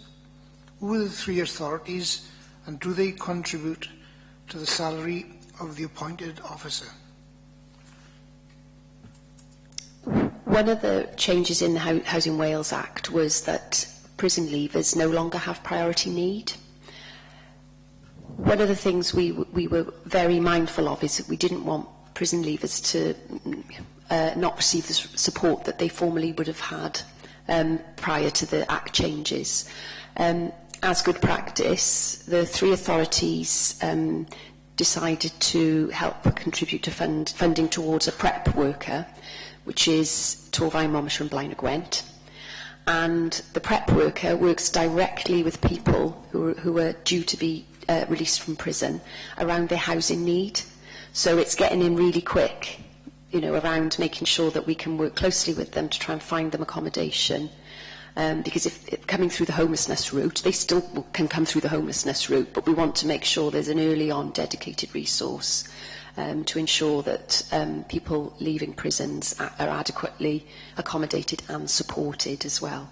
So the three authorities are Torfaen, Blaenau Gwent and Monmouthshire, that was part funded through National Grant Fund, and it was part funded through the Supporting People programme as well, because it was recognised as a strategic priority in that programme as well. And we are continuing with that post for this year as well. And it's already proven it's been an essential post. Is that the third split in regarding the salary? Yes, split equally across the three localities. Councillor Parish, could you ask question number 16, 17 and 18, please? Thank you. This is to do with policies and procedures, and it's in section 9.2 of the report, and it's regarding staff undertaking training with regard to the new legislation. Have all the staff undergone joint or separate training? And what has your department done to monitor and ensure that the training that has been completed is being utilised on an everyday basis to benefit customers? And lastly, how has training improved the service being given?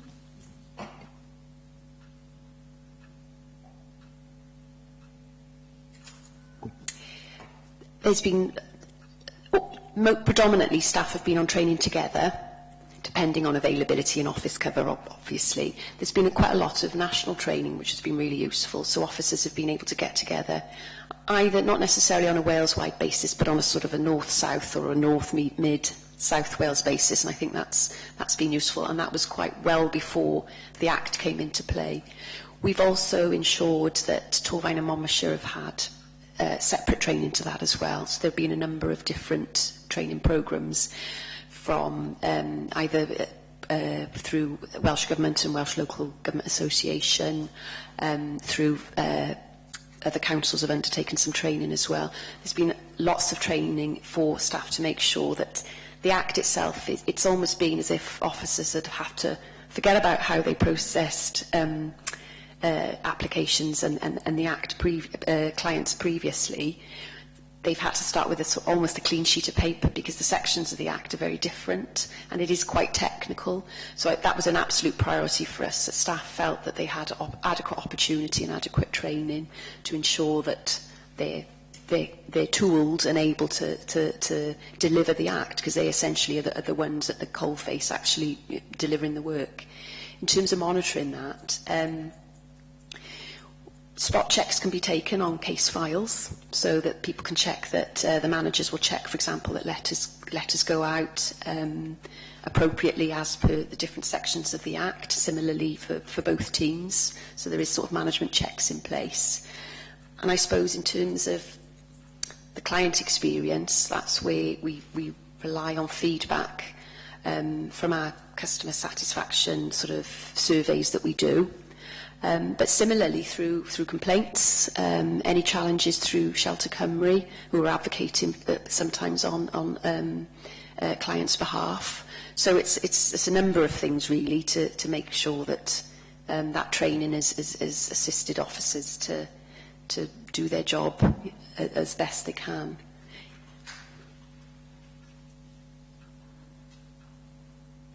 Go to the next question, and this is service performance, service improvement plan, and it's in section 11.4 of the report. We're obviously in year 2016-17 now. When will the joint service improvement plan be completed? We've got a draft version in place, which we've developed together with Monmouthshire. So we're just checking that the system will be able to report back what we're asking the system to report back on. There will be some smaller indicators that may not be common to both authorities.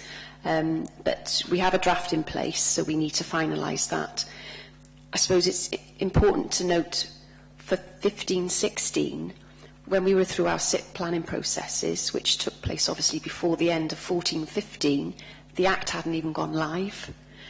And obviously we had our local SIPs, which we were required to report on, with a different set of indicators, because it was later in April of the year that we actually we were clear on the Code of Guidance, which was actually issued after the Act became live.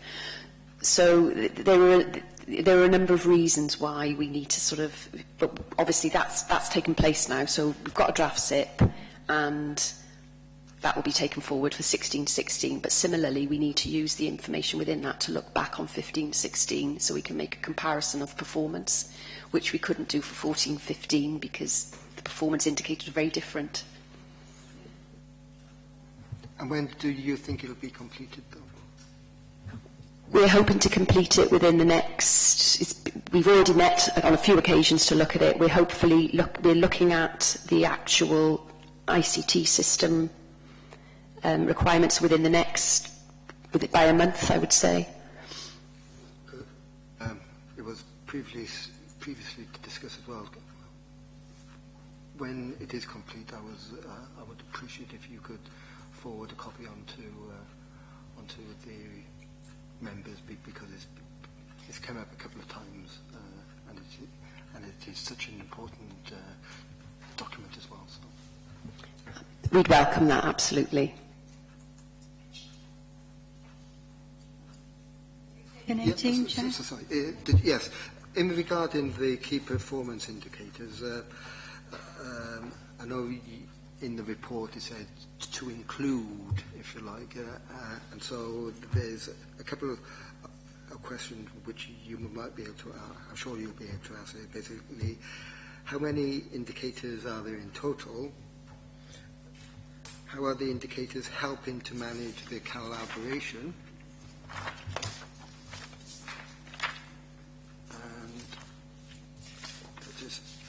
And do the indicators show that services are being delivered to those in need? We haven't finalised the joint SIP as yet, so I couldn't give you a number, sorry, in terms of the actual full amount of indicators, but I'm assuming once we've finalised that, that will be evident. Sorry, what were the other 2 points? But basically, how are the indicators helping to manage the collaboration? And do the indicators show that services are being delivered to those in need?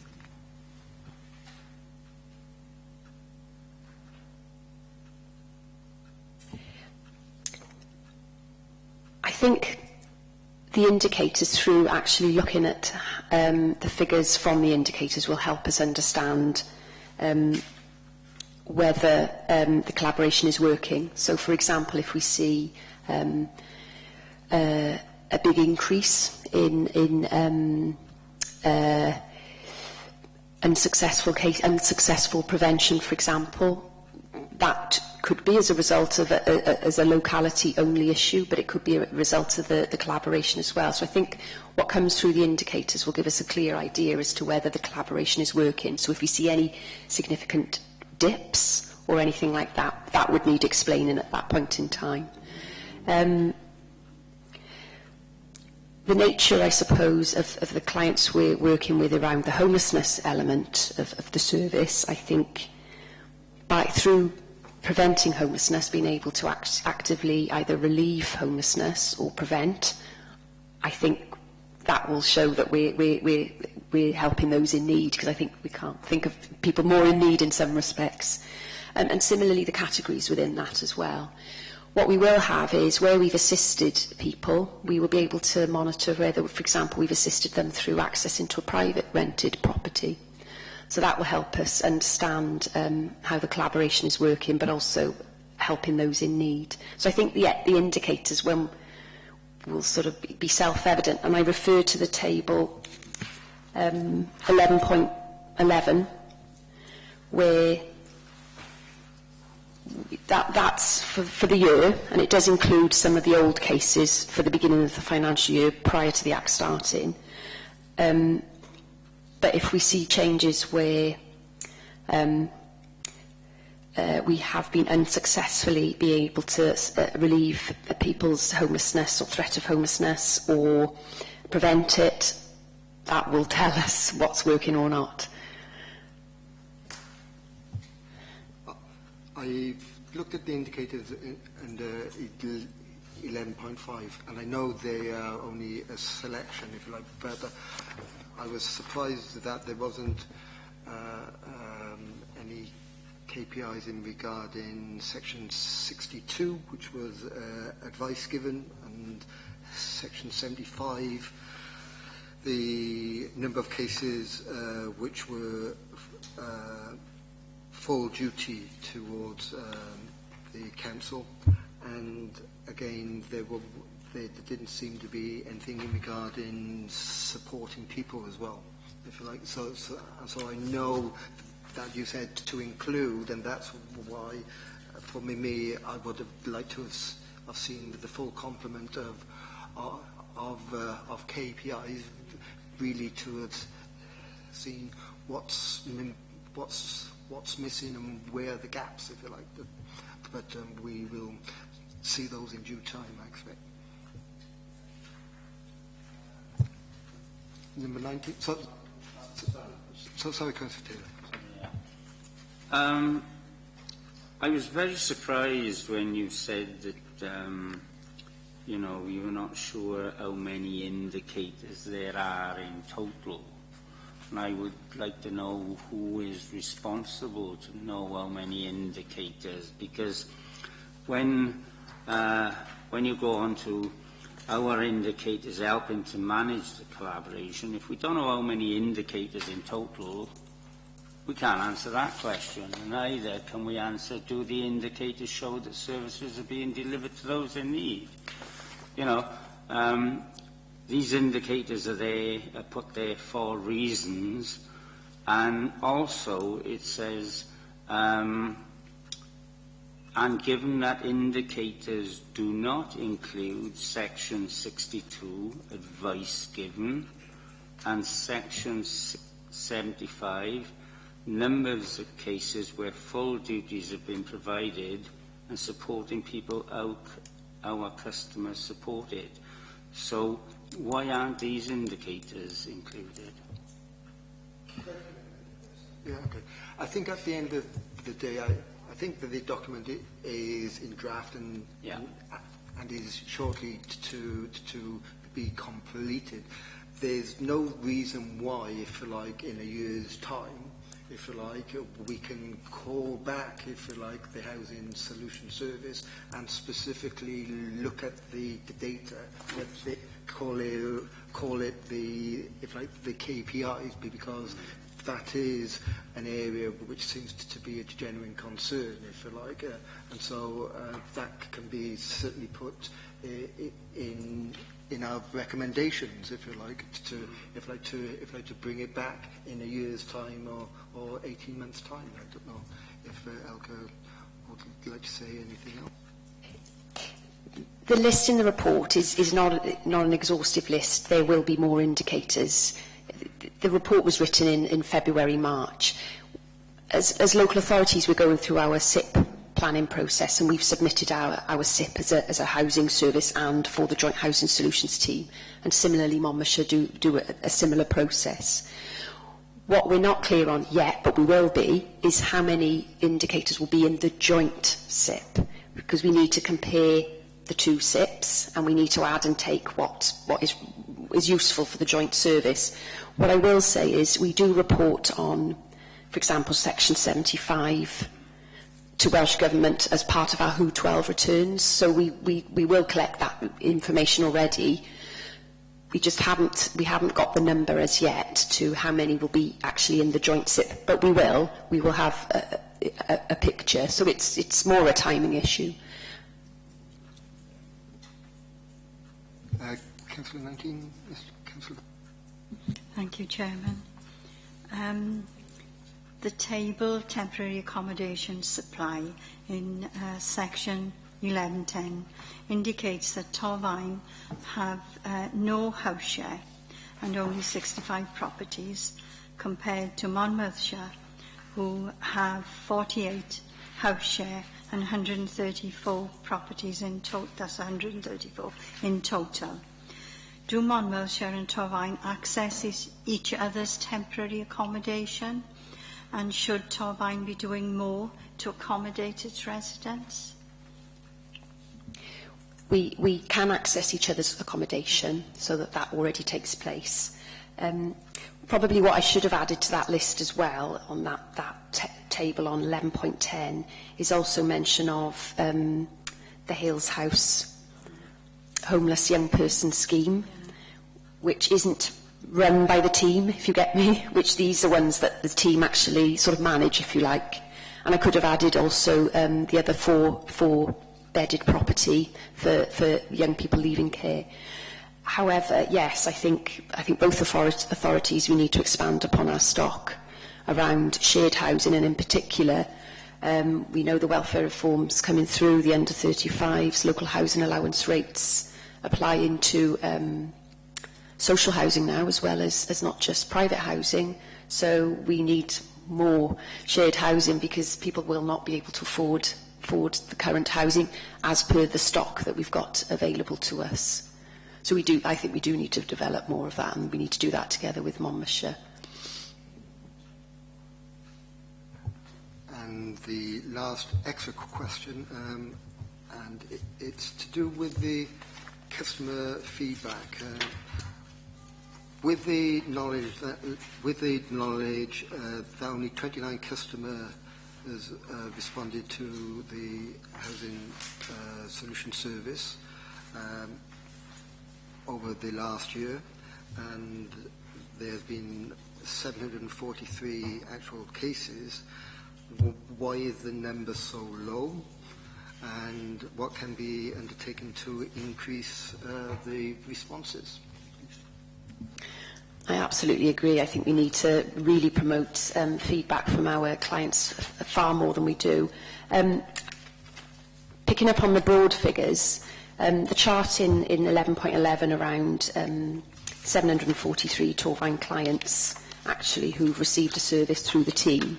The advice-only service, I suspect we wouldn't get much feedback from people when they've received advice over the telephone, for example.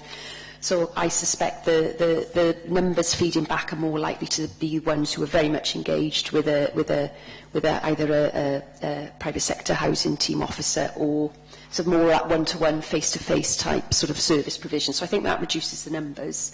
We do promote people's feedback frequently and often. We do encourage it. We ask officers to speak about it, and people can feedback either in writing or by an online survey. I do think the nature of some of the circumstances that our clients are in sometimes, I think, doesn't lend itself to feeding back in surveys. So if they're in a very stressful or a difficult situation, filling in a survey or talking to somebody about the service they received may not often be their priority. So I do think we have to factor that in to take that into account as well. Any other questions? Well, thank you, Elke. What we'll do now is obviously we'll have a discussion regarding the recommendations. You're more than welcome to stay if you like, and to listen to the deliberation if you like. And again, thank you very much for your attendance. Thank you, Chair. Thank you all.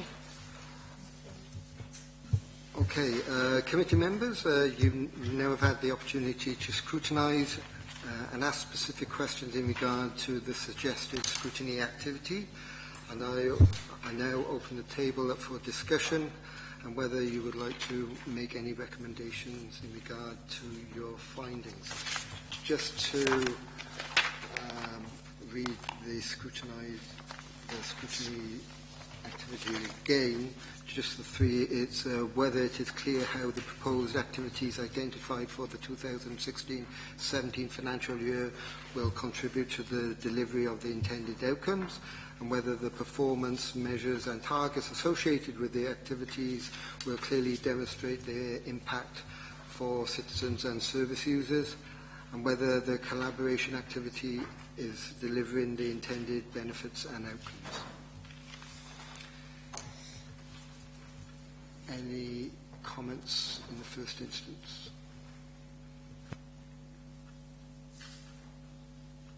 I thought we had pretty thorough answers from both Elke and Ian, and we asked a load of questions, and I think they dealt with them very well. And there was nothing which really stuck in my mind as being unsatisfactory about their answers. I think they're in a circumstance which all local authorities are in to some extent, of having to manage budgets and manage services in a way which recognises that we're not flavour of the month, and that we have to make savings in order to protect the most vital services. But indeed, homelessness to me is one of those vital services, and so I'm reassured to a great extent by the way in which those services are being managed on a collaborative basis within Monmouthshire and Torvine. So, yeah, I think in the first instance, because they reassured me, I'm reasonably happy about that. It's something I think we do need to keep an eye on, because clearly the first year we haven't had the sort of financial results for the whole of the first year yet, have we? So we don't really know that. We're also looking at the possibility, certainly after the Assembly election, of a renewed debate about local government reorganisation. And it's probably only after that time that we could expect executive members and indeed officers to start looking at how the services are going to be affected by whatever proposals emerge after the election, when we know who's actually in charge at Cardiff Bay. But that's something I think we need to come back to, because I think what's been developed within housing solutions at least, and the private sector provision within Monmouthshire and Torvine actually gives us pretty strong clues of the way in which to manage services on a more collective basis with other local authorities, bearing in mind that they might be merged with us in due course. And although we yet haven't picked up some of the bigger savings which might be possible in terms of management, I think that still is something to be explored. I think in this case you had Monmouthshire and Torvine already sharing premises, probably already receiving shared services such as SRS, which are some of these relatively easy wins in terms of savings coming from collaboration. But there will be more, I think, particularly as more authorities join, if indeed that is what happens after the new Assembly has had a chance to look at it. I noticed that, Ian, from the Monmouthshire County Council, though, in regarding developing the service, if you like, at this present time, he didn't think it would be possibly to do that at this particular time, and so if there are any savings to be made, they'd be small, if you like, very similar to what's already taken place when it comes to the outer service hours with Blind Gwent, etc., etc. But do you think that we can, even though we've got the elections coming up, I still think that we still ought to be put in some form of recommendations, despite, if you like, they might not necessarily go through, because of the elections. Because we're so close to the elections, and we'll know in a month's time rather what is happening on that score. We won't know immediately what's happening in terms of local government reorganisation, but we should have a bit of a clue in terms of who's minister here and there within the Assembly. I mean, it's been made clear by certain people that how reorganisation should take place, and if that person is still in power, then we can see the writing on the wall. But I think it's something we come back to in light of. It won't just be in relation to the services we look at this scrutiny committee, but it will be across the council, and indeed other councils will be looking at it. It might be a dead duck, in which case it still leaves the door open for voluntary collaboration with other authorities, and that may be an opportunity to pursue the Blind and Gwent provision on a wider basis than just the out-of-hours service. But no, I think personally I would prefer that we simply park this for 6 months or so and perhaps look at it later in the year in light of any development at National Assembly level. Do you think, though, because they've got a framework now, which is coming out when it comes to the KPIs, we should be looking at the KPIs in, call it, a year's time, when, if you like, there's more data available? Because I'm not sure if 6 months is going to be a long enough period, if you like, even if there's a new Assembly and Government coming in, if you like, they're going to... we don't know, but we'll have our visioning session, won't we, in the next... Is it going to be in the next... It is at the...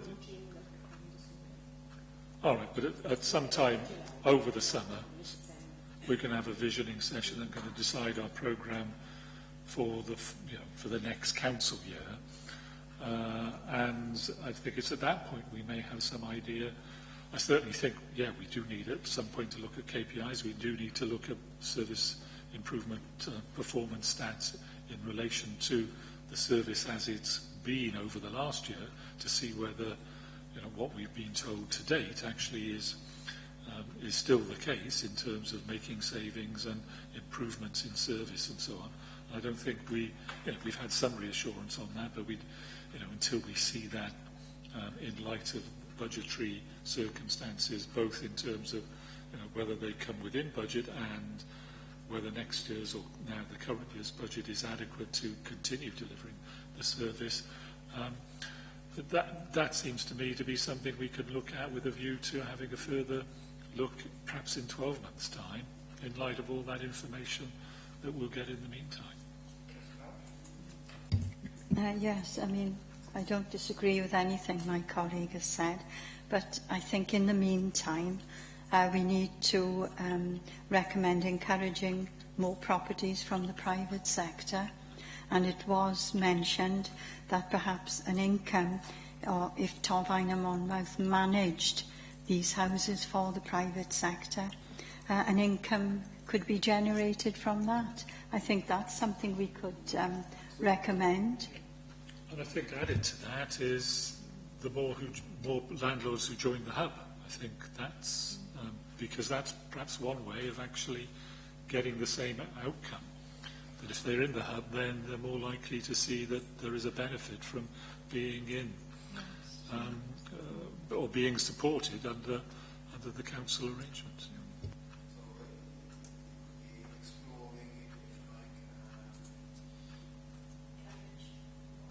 Encourage more properties from the private sector, and then exploring whether an income can be generated if Torfaen or Monmouth manage those properties. If the private sector would like them to do that, act as agents.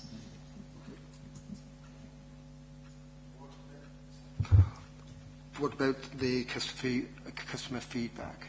I must be honest, I think they really need to start work on that ASAP, if you like, because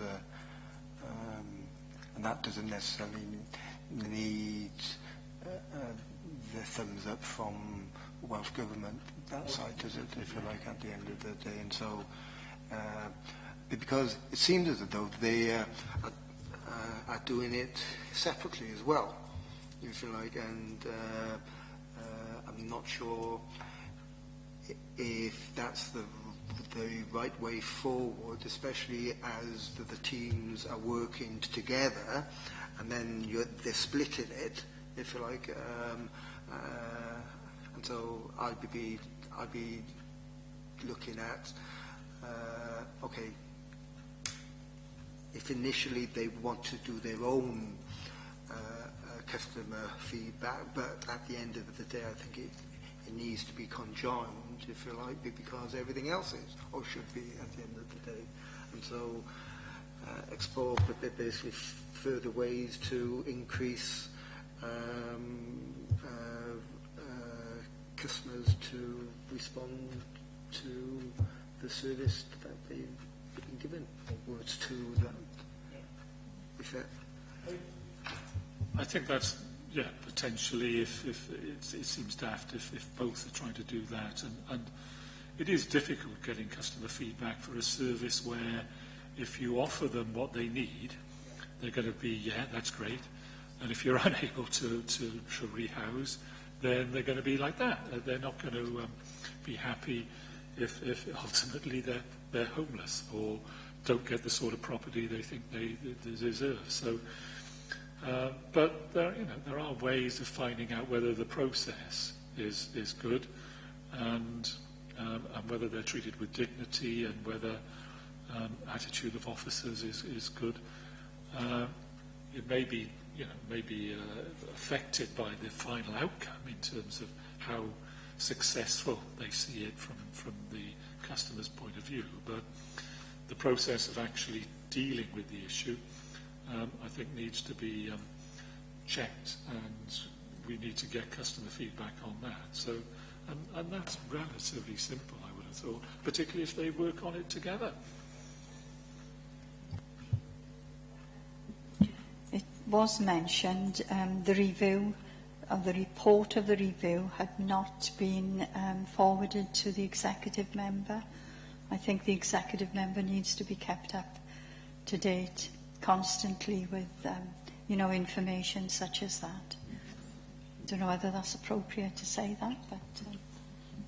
I think it's a recommendation to the executive member, isn't it? Councillor Taylor, sorry. Chair, what I have heard so far from the officers that I have met and we have questioned, I feel happy, but then, when we talk about austerity and cutbacks from, national government, which comes down, and I don't think any councillor becomes a councillor to want to cut and cut, because that's all that happens. My concerns, as well as, how this is going to be delivered for the people that want it out there, but the impact also on our staff, because, don't matter whether you were the main officer in charge of it or the one at the front line, it is difficult sometimes for them to come to decisions and with cutbacks, and my concerns are that we got to be looking after them as well, because they are trying to do a job with limited resources. So that is something that I am really concerned about. And that's from the top right down to the people at the front line. It's all right for us to make decisions, but they are the people there working and carrying it out. And as long as both councils, we've got to be concerned about the impact it has on our staff. In regarding going back to the review of the actual service, because I don't think we've agreed it, would you say that it needs to go back to visionary, if you like, in July, September time, whenever it is, with a view of the Housing Solution Service coming back to the scrutiny, but with a more focused approach in regarding just the KPIs.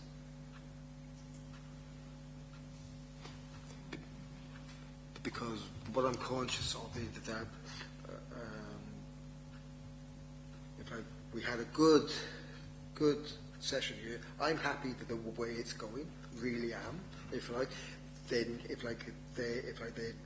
There needs to be improvements, but at the end of the day, in order for them to go forward, we need to basically look at the key performance indicators to identify where the gaps are, if you like, and perhaps that is going to take quite a bit of deliberation, if you like, and dialoguing regarding from the stats how we're going to go forward. Now, if it goes to scrutiny, instead of a full session, it might only take half a session. If you like, it doesn't have to necessarily take 2 to 3 hours. I think it needs to come back, but I think it needs to have a more focused area in regarding what is going to be scrutinised. And so I would suggest that we initially have a look at the recommendations as part of the future the scrutiny to see if they've been carried out. But in addition, we can also focus on 1 year's length of data minimum, I would have thought, because that's not going to be an awful lot, I would have thought, but that I'll put 12 months' time. Yeah. In terms of KPIs, yeah, that's our job, isn't it? To look at performance against the KPIs when they're finalised, and that certainly ought to be considered when we're having the visioning session and deciding what we are going to look at in depth, or So, but it's like there'll be a number of other issues which we won't know whether or not we feel it's a priority to scrutinise until we've seen what the performance looks like later on in the year, and heard what chief officers say about their particular services. So, but certainly it should be on the agenda initially for us to consider in relation to this particular service, because I think the fact that it's so young, this collaboration, that we should, particularly if we're going to recommend at some point, or if somebody recommends, whether it's us or not, that it goes to a third authority in full, or possibly to the whole of Gwent, then we ought to know whether we're happy with the way in which it's actually performing now. Because if we're not, when we get those KPIs, then we ought to be saying, hold on, are Torvane residents getting the best out of this? So, yeah, I think, visioning and with the KPIs, I think is a good idea. What about information technology? That came up a couple of times as well, if you like, and I know that they seem to be having it in hand as such, but by all accounts, there seems to be an awful lot more to develop as such, and so I don't know how to phrase it other than carry on doing what you're doing, if you like, because they seem to have it in hand. I think it is going to cost more money, but at the end of the day, it's a tool, and the tool that they're using at the moment, it seems to be effective and efficient, and it can only be improved on, if you like. And so, I'm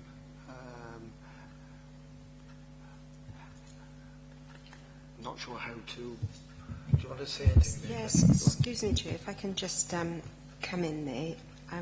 Obviously, I've listened to your debate and I've made some notes as I've gone along. So there were obviously challenges leading up to and the beginning of the collaboration, with this Housing Solution Service, and the last meeting you listened to problems that were occurring in the Trading Standards collaboration.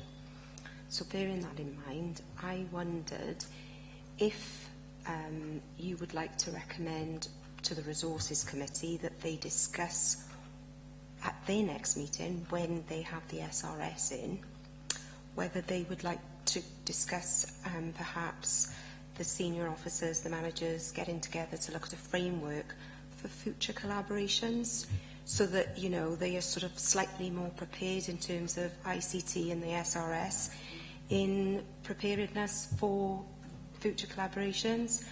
I mean, that's up to you to decide if you think that's suitable as a recommendation.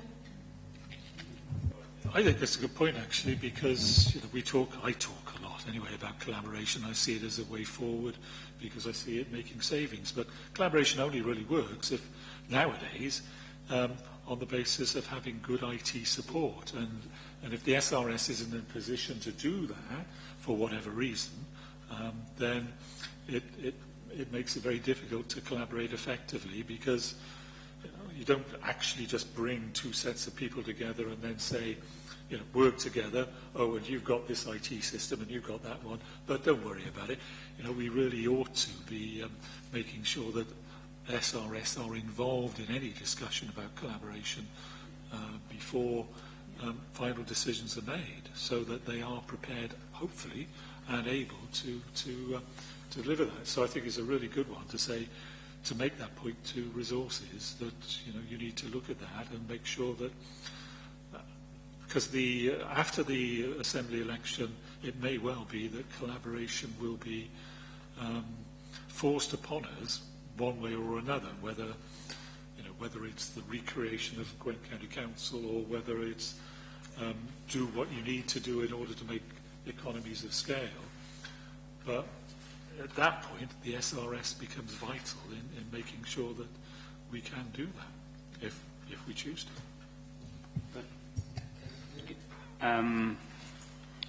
Councillor Morby, that's, I understand what you were saying, and it is good, but again, the SRS, they are under the same sort of pressures, aren't they? That they haven't got the funding to do all of this. So although we can say to them, they are in the same boat, but where do we get our money from? And I think perhaps, what you have said, this recommendation should be, carried forth, because if future governments or assemblies want this collaboration, you've got to get this IT up and running, and a lot better than it is at the moment. But that's where it comes back to a business case, isn't it, where you actually got to get the SRS part of that preparation of the business case, because if, in relation to education, say, perhaps a bad example, but anyway, it didn't really matter. A big service like that, if it's collaborating across the Gwent area in terms of senior staff, in terms of the various different services that they provide within education, across Gwent could probably save, we're probably talking millions. Now, if the price for doing that is $500,000 investment in improved technology to enable education to be merged in that way, then if you spend $500,000 to save $2 million, well, seems like a good deal to me. Now, so that's why you've got to factor in those backroom costs at the same time. So, yeah, but it's probably not a hard job to do it. So, can we go through what recommendations we're up to at the moment? I think there's a good number, and if there isn't any more, then as soon as Jackie has read them out, then we'll agree them, and then we'll move forward from there. So I've just taken some rough notes, so bear with me when I try to remember. I'll mention a comment that you're reassured that the way the service is going, the way the service is being managed collaboratively, you're quite content with this at the moment. You would like to see it monitored obviously, because you haven't had any financial information yet or looked at the KPIs, but so I'll add that in as a comment. In terms of the KPIs, I'm not entirely sure. I think that you want this as a separate recommendation, that in terms of the KPIs, it's included as a visioning in the visioning session, that you look at it, or do you want to look at it in 12 months' time? So do you want to look at it in 12 months' time, or will you put it in the visioning basket? So you'll put that in the visioning basket then? To be determined. To be determined, okay. So that's that one. Norma recommended that you encourage more properties within the private sector that it is explored for income generation, so that more landlords who join the hub will benefit, etc. You would like customer feedback increased. Whilst you recognise all the difficulties involved in gaining customer feedback, you would like some work done around that to increase customer feedback so you can understand the clients more. You'd like to make a recommendation that the executive member reviews the service. No? The review has been done. The report of the review goes to the... Yeah. The report of the review goes to the executive member. Okay. Yeah. So the, yeah. Okay. Did normally do that? It was, my understanding was that there wasn't a review. There isn't a report currently or a review. That there will be. There will be. And there hasn't been to date. No, and that the executive member should be reviewed and updated regularly on the collaboration. Yes. Yeah? Yes. Okay. Is that okay? And of course then, I don't know if you wanted to recommend to the Resources Committee that perhaps they look at and be involved in collaborations as a sort of a preparedness tool. Yeah? Okay. And I'll just check. I think what we will do, because what's happened in the past, if you like, is we'll go through the webcast again to make sure that we've got everything, okay. If you like, and if there's anything that we've missed, again, in time we will send the draft recommendations out to yourself to, if you like, to make sure that they are complete. After which time they'll go to the executive members. So. Yeah, okay. I noticed that you were quite interested in joint scrutiny. You questioned both Ian and Elka, so I did put a question mark next to that. I don't know how you sort of felt in terms of any future joint scrutiny, or whether you're happy to continue as you are, as they seem to be. I think we can continue as we are. And as it progresses, you know, we could look at it in the future. Yeah, That's how I feel. Yeah, I agree. I think it's to look at when we know what's happening, because if we have to collaborate with other authorities, then... The other thing that I noted was Elka supporting people. In terms of supporting people, she did say that more work needs to be done on using other funding streams in the private sector. So I don't know if you wanted to make a recommendation around that. Personally, I think there needs, because I'm only going on with what's written in the report, but basically I call it a gut instinct, which we shouldn't always go on. If like I believe, if like the housing solution service does more with the supporting people than is written in the report at the end of the day. However, I've got to go on what's written in the report, and so therefore I would like to see a stronger relationship with the supporting people, knowing that, especially in the... So I'll include that as a recommendation then. Is that? Yeah. Yes. Yeah.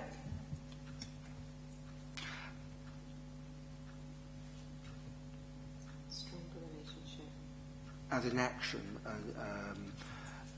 it's also been requested that as soon as the SIP has been... Yeah. Sorry. Yeah, sorry, no. I did make a note to forward copy to the members to ask for a copy of the SIP that be circulated to all members. Yeah.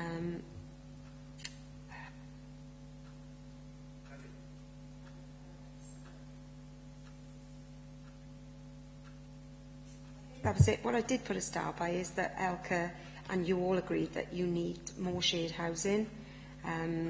You both need to expand on the housing stock, and it's something that will be developed with Monmouthshire. But I guess that's part of their plan to do as they go along anyway, so I don't know if you wanted to mention that.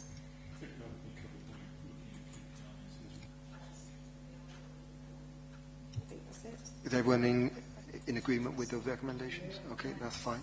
Okay. Well, thank you for that. If we can move on then to agenda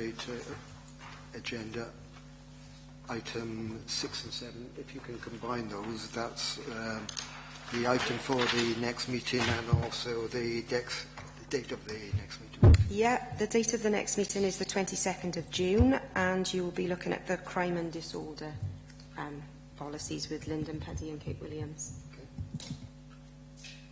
Any other questions? No? Then I declare this meeting closed. Thank you very much indeed.